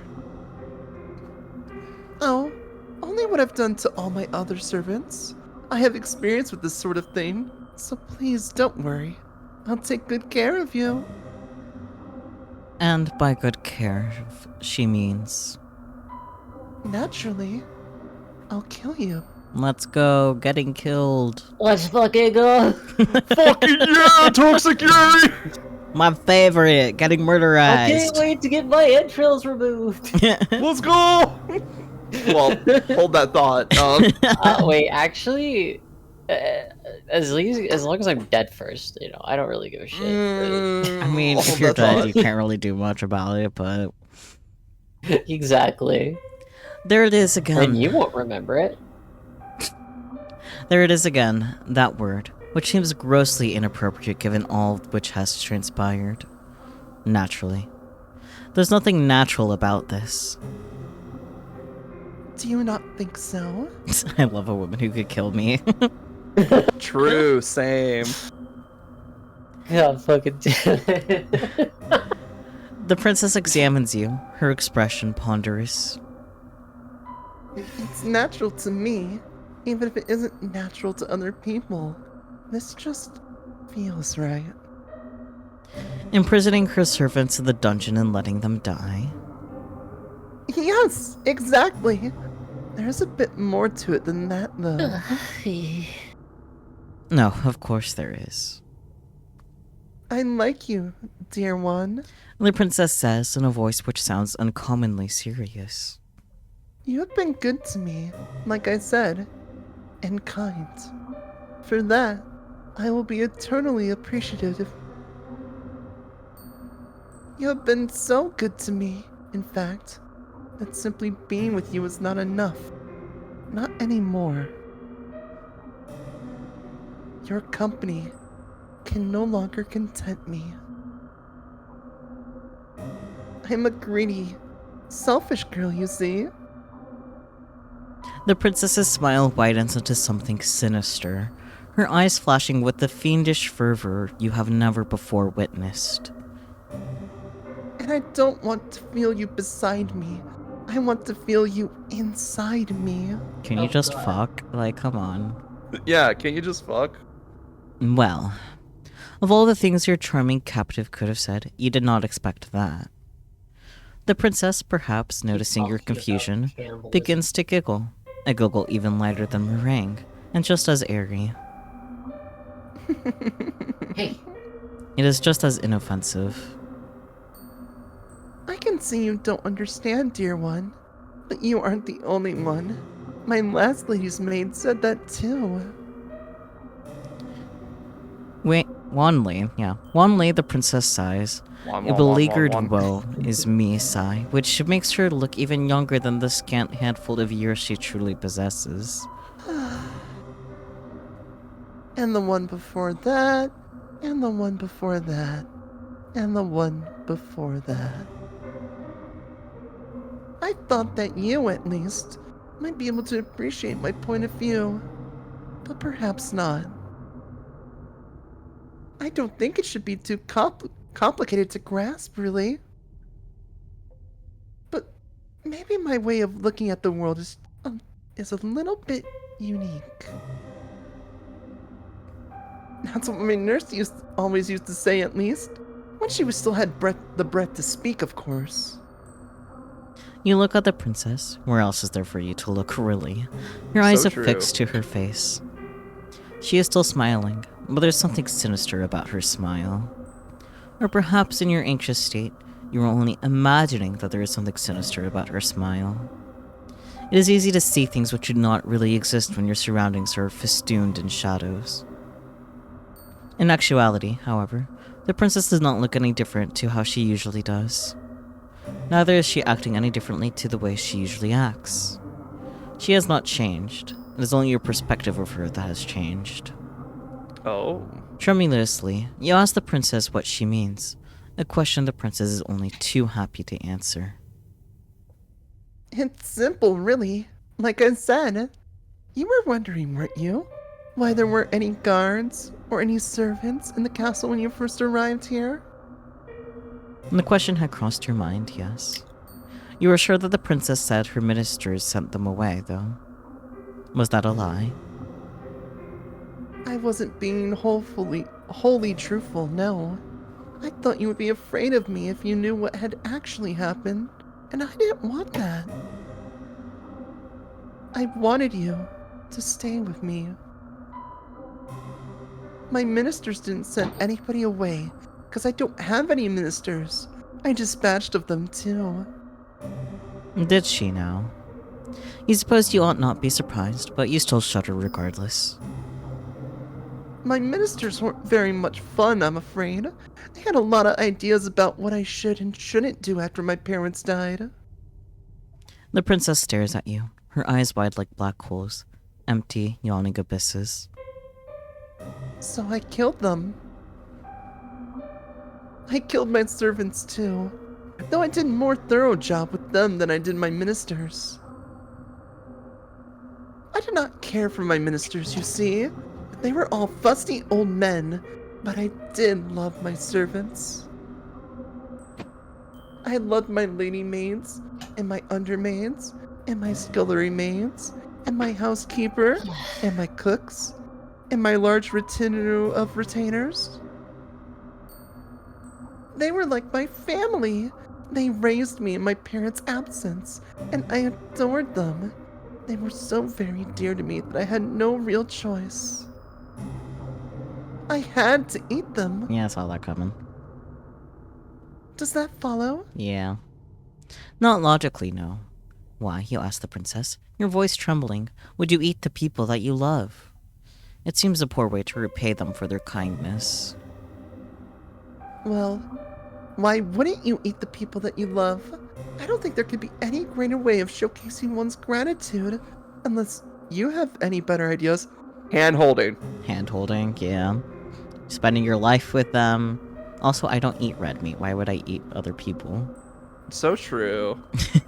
Also, apparently that shit like causes brain damage too. Yeah, a little bit. Just a little bit. As a treat. Well, it makes sense because like you're training your body just to like eat something that's similar constructed to you. So I think it's when like you eat the brain specifically where shit goes fucky. Yeah, do not train your brain to eat itself. That is a big problem. Mm-hmm. Wait, what are we talking about? Don't worry about it. Aeon, you ever eat your own brain? No. Should I? No. No.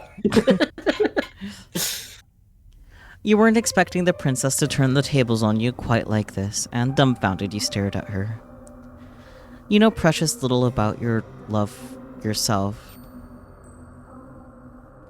Okay, that is just phrased weird, got it. Okay, not me this time. You know precious little about love yourself, as in your knowledge. Okay. Still weird. Still weirdly Still phrased. weird. Not... There should be like a comma somewhere. Oh, it's after yourself. Yeah. There it is. Still weird. Still weird. You know precious little about love yourself, so it is hard for you to form a convincing rebuttal, but you muster up a few token arguments. You tell the princess that eating people isn't very nice, and neither is it strictly legal. A better way to show your gratitude to your servants would be with increased wages or increased holidays. Well, hell yeah, we are getting paid. The princess listens... Prion disease sucks. Yeah, no shit. The princess listens to your arguments, her expression astute, like a student poised to take notes in a very important lecture. Once you are finished, however, her concentration fails her. Her shoulders begin to shake, but is not with remorse for what she has done. Instead, she is laughing. Oh, dear one! That's very funny, but why should I care about the law? I'm the princess. One day, I'll be the queen. I am the law. That is a good point, but would eating people not turn her subjects against her? Oh, there'd be a mob day one. Oh, Unless they were let's find out more vampires? about the subjects, shall we? What subjects? I'm no fool, you know. No matter how I might act, and I know what happens beyond the castle walls.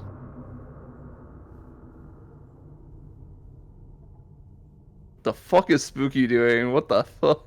Getting a warning, that's what Spooky's doing. I think Spooky got prion disease.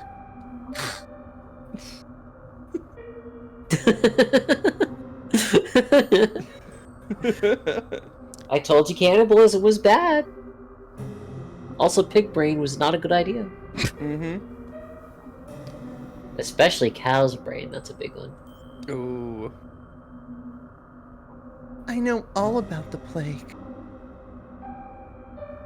Once, I might have had a populace to govern, but they're all gone now.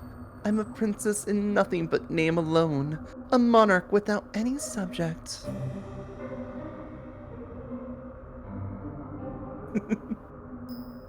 Don't you think that's sad? I know I do. It's so woefully lonely. If she feels lonely, then why has she been systematically slaughtering all of her domestics? It doesn't make a lick of sense. So true. Perhaps not. To you. Gently, the princess caresses your cheek. But I shouldn't judge you too harshly. As much as I like you, dear one, you are a commoner. Perhaps you can't understand the intricacies of my thoughts. You good, Aeon? Yeah, it was just a sneeze. Okay. Sound like an intense sneeze. Aeon heard brushing and had a reaction. Wait, what? What? Brushing? What are you talking about? What? yeah, the brushing cheeks, you know. What? Oh my god. Privately, you doubt that anybody would be able to understand the intricacies of the princess's thought process, largely because it is unreasonable. You do not say that, though. Instead, you ask her the only question you could think to ask, with your weary throat which is sore from shouting. Why? Why, you ask? The princess blinks. It's because I don't want you to leave me, of course. Everybody leaves sooner or later, whether they have pledged their allegiance to me or not. That is simply the way of the world. People are fickle and inconstant, even to me, a monarch. That is why I've decided to eat my servants. I had no choice, you see. It was the only way to ensure that they would never leave me. When you think about it, they should be grateful that I would demean myself so to consume their flesh and blood. I'm a magnanimous ruler, you see, and I treat all of my subjects equally. I love every single one of you. And naturally, I love you too. You have been awfully nice to me. And you are very pretty alongside it. If you were a plain, ugly girl, perhaps I would not shower you with affection quite as intense as this. But you've captured my heart. I think you're lovely. So I'll bestow upon you the highest honor I can conceive of. I want your body to mix with mine. Then we can stay together forever and ever. And the princess leans in. You can feel her soft silken hair brushing against your cheeks. Can feel, too, the warmth of her breath as it goes against your skin. It is cold in the dungeon, but the princess' close proximity is perverse, though this might sound something of a comfort. Her eyes are wide and her lips are so red. Her smile, meanwhile, is so sweet. I've been doing my best to fulfill the role that fate has dictated for me. But really, The princess exhales. Her eyes, which are boring into yours, are like two dark tarns. Finally, you think you can see the alarming lack of light, the lack of anything, in the princess's gaze some degree of humanity. it gets so lonely here. Name drop, roll credits. We're done. But this brief flicker of understanding, which passes between the pair of you, is soon cut short.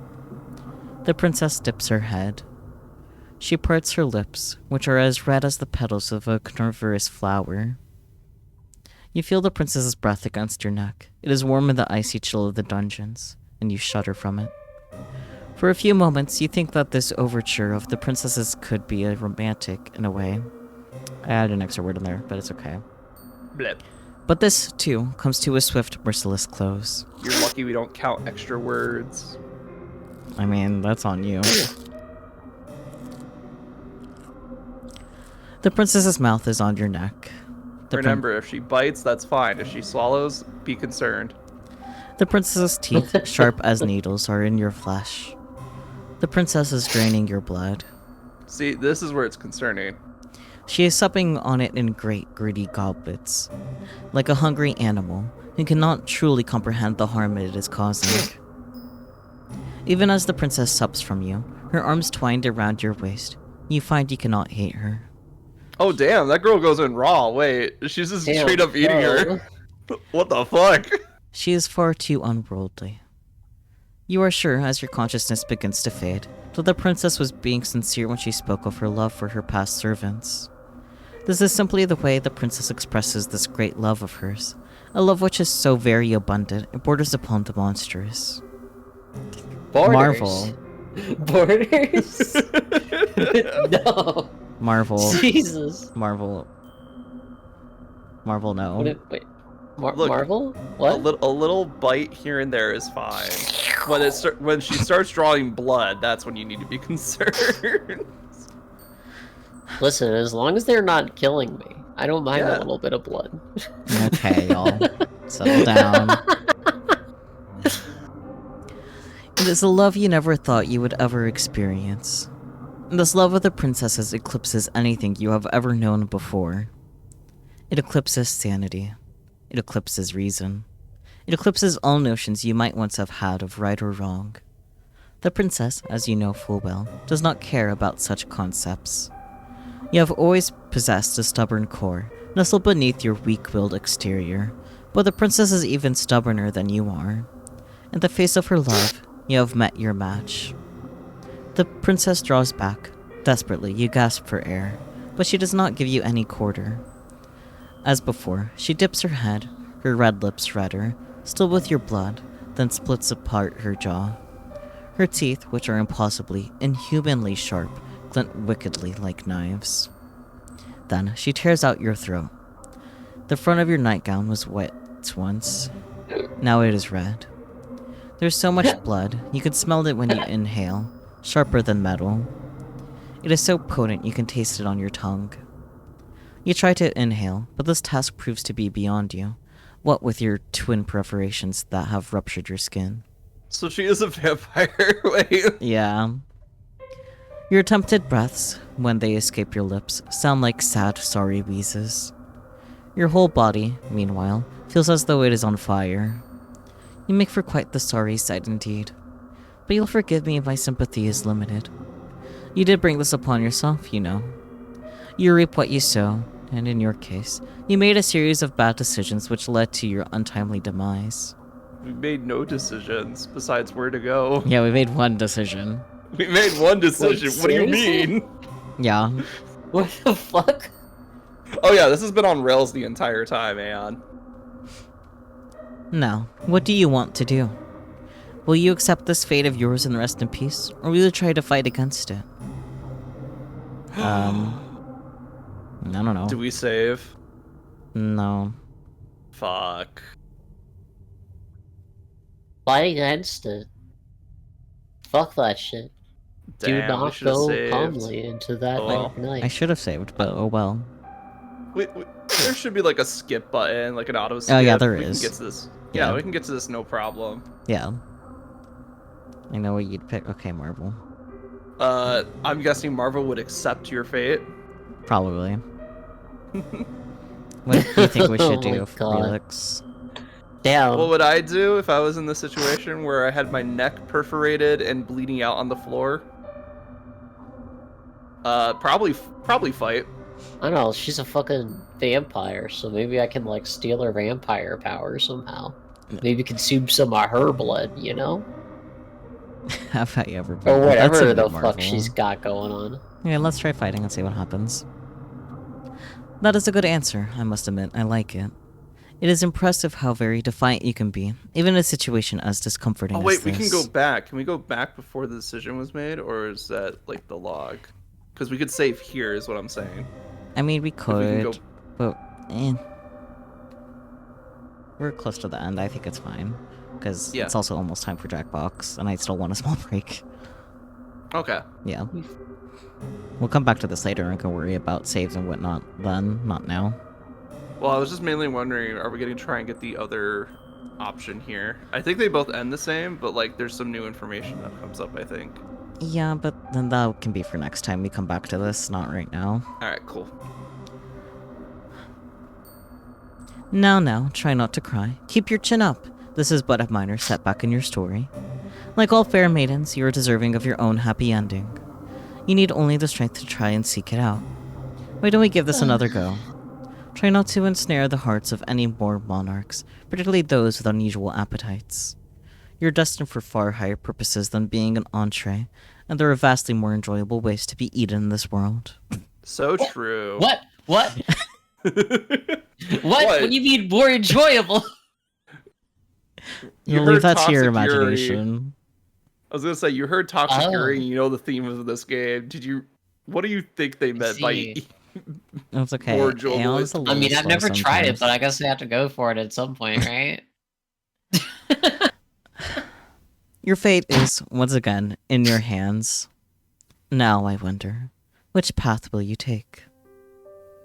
Oh. Oh. Oh, it keeps going. It Fuck. really is like... Oh, it's just like, Oh, we could just save whenever. Oh, that's nice. Anyways, that's enough for today. We'll figure out the rest later. But it is really like, Did you ever Slay the Princess that it keeps play- going like that. what was it called? It gets so lonely here. Somnium Files? No, what the fuck is the I name do of that? play Somnium Files on Sundays. We're almost done with it. No, I know that. I was thinking of another horror game. Well, I guess Somnium Files isn't Slay a the horror game. Princess. It's sort of a horror game. Psychological horror, considered. probably. Resident Evil with cyborgs instead of zombies. Or androids, I guess, not necessarily cyborgs. I don't know. Uh,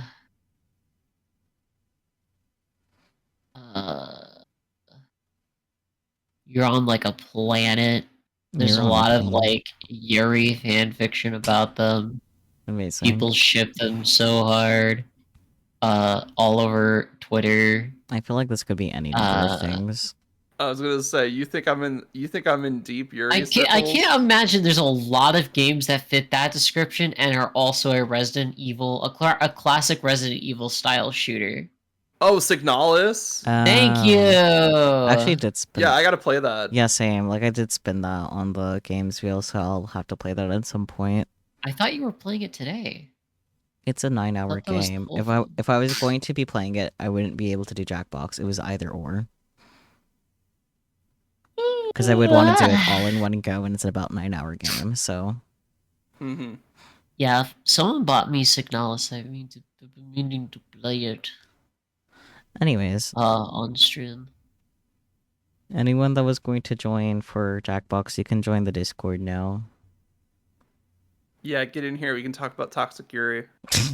Toxic Yuri and how we like Toxic to be Yuri. eaten out, I guess, because that's a thing. according Which to way of the eating main out do you prefer? character. Do you prefer cannibalism Or do or you prefer horny? the other way? I chipped my tooth. That sucks. Yeah. Well, it's my wisdom tooth, so I had to get Oh. rid of it anyways. It's still. I like oof. the escalation of, yeah, we just met this girl. Yeah, she's been a maid for a couple days. Yeah, I'll let her in my bed. Oh, now she's in the dungeon.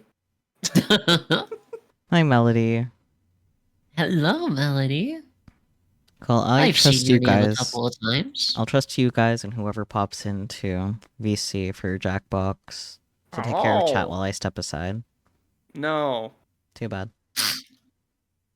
Okay, be right back. Whoa! Starts meowing. Starts meowing. Sorry for being down bad in chat, guys. Didn't mean to make things weird. Marvel heard that we were talking about toxic Yuri and being eaten in the cannibalistic way, and they appeared. Melody! Wait, no, Melody, come back! Melody, no! How dare! Melody, no, come back! We can talk about toxic Yuri.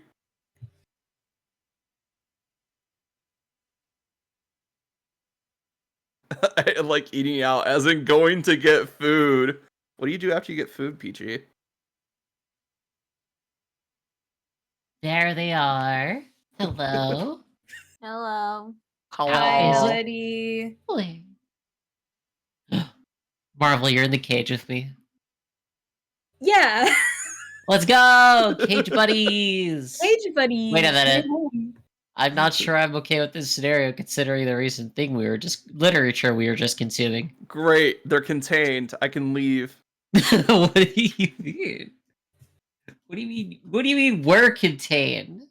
Yeah, you guys are Sniles. contained. Smiles at you so sweetly. Look. Well, you see. Do you want to go out to eat? Well, we can't go anywhere. Listen, Marvel. We Mhm. ain't doing any of this shit. Alright? Listen. Yeah. Uh-huh. It's mutual respect. Neither of us will be cannibalizing each other. Right, I don't yes. know. Yeah. My money is on exactly. Marvel would win. Wait, hold on. Wait, hold on. Wait, why me? That is a good I don't know. question. I don't know. You got like that feral energy. And I don't? I mean, you're like the domesticated cat girl. What the fuck? Peachy, why would I win? I'm curious, why? You got that feral energy. You're I'm so unpredictable. confused. I've literally like pure like gremlin Oh, energy every time yeah, I come into Dullahan. the fucking chat. What do you mean? Dullahan, no neck. You're already dead. You can't die. Yeah. Oh, I can just vaporize. If we're going by lore, I can just vaporize your ass in an instant. Well, you see, I would smile so sweetly at you, and it would disarm you and make you not want to vaporize me. Smile. Yeah, no. Damn. Kind of believe it. Hi, Melody. How you doing? I'm doing okay. That's good. Sorry for the conversation that's happening, Melody. What conversation? Why are you apologizing? Don't worry As about one of the few conversations that I've had with Melody, this definitely ranks on one of the top tier conversations. Hi, All nice of to meet my you, by the 5 way. words. 5 words. Listen, we're being good. It's not like we're being horny over here. Yeah. We're literally just duking it out. What do you mean, What? What is supposed to mean? How how could this be misconstrued? I mean, reading Toxic Yuri is great, so... It is. Jesus. Sorry about my dogs. You can barely hear him, it's fine. Arf. Bark, bark, bark, bark. Bark, bark! Oh my god. I shall rile them up. Bunk. I didn't Actually, let realize this stove how... on for a little bit. I burnt some of the scrambled eggs to the bottom. I didn't realize how vampire-coded the princess was until they started lighting. I was like, oh wait. Fuck. I thought she was legit a vampire. From No, the she's second just I vampire tuned into coded. the stream. No, she's just vampire coated. She has unnaturally sharp human teeth and then Yeah. ripped out your neck and started sucking on your blood. What do you mean vampire coated? There was nothing else but vampire involved there. Most people would just keel over and die after doing that shit from the diseases and Well, disorders they she would get. she has practice in that area. Probably sharpened her canines a little bit. Wait, Cody, what? Why would that make you spit your drink? Domesticated cat girl. Are you like get those horny thoughts out of here? Get your mind out the gutter. Well, Get you didn't outta want to be an here. alley cat. Well, no, you're a prissy little bitch. Doesn't mean I can't beat the shit out of someone if I need to. I'm gonna beat the shit out of somebody. Hold my manicure. Oh my manicure. What do you mean? What horny question mark? I know you. I know you. Don't say I didn't say a damn thing about horny. Listen. I know you got those fucking thoughts going on in your head all the goddamn time. So the shit you say. Exposed. Yeah, And canceled. exactly. Exposed. Aeon's got the receipts, probably. No, unfortunately, none of it's fucking recorded. Pisses me Damn. off. I literally scoured our DMs to try and find that shit. Well, anyway, should we go through like a round of introductions real quick while Saki's out, or? Yeah, probably. Round of introductions? All right, Aeon, you're first. What? What?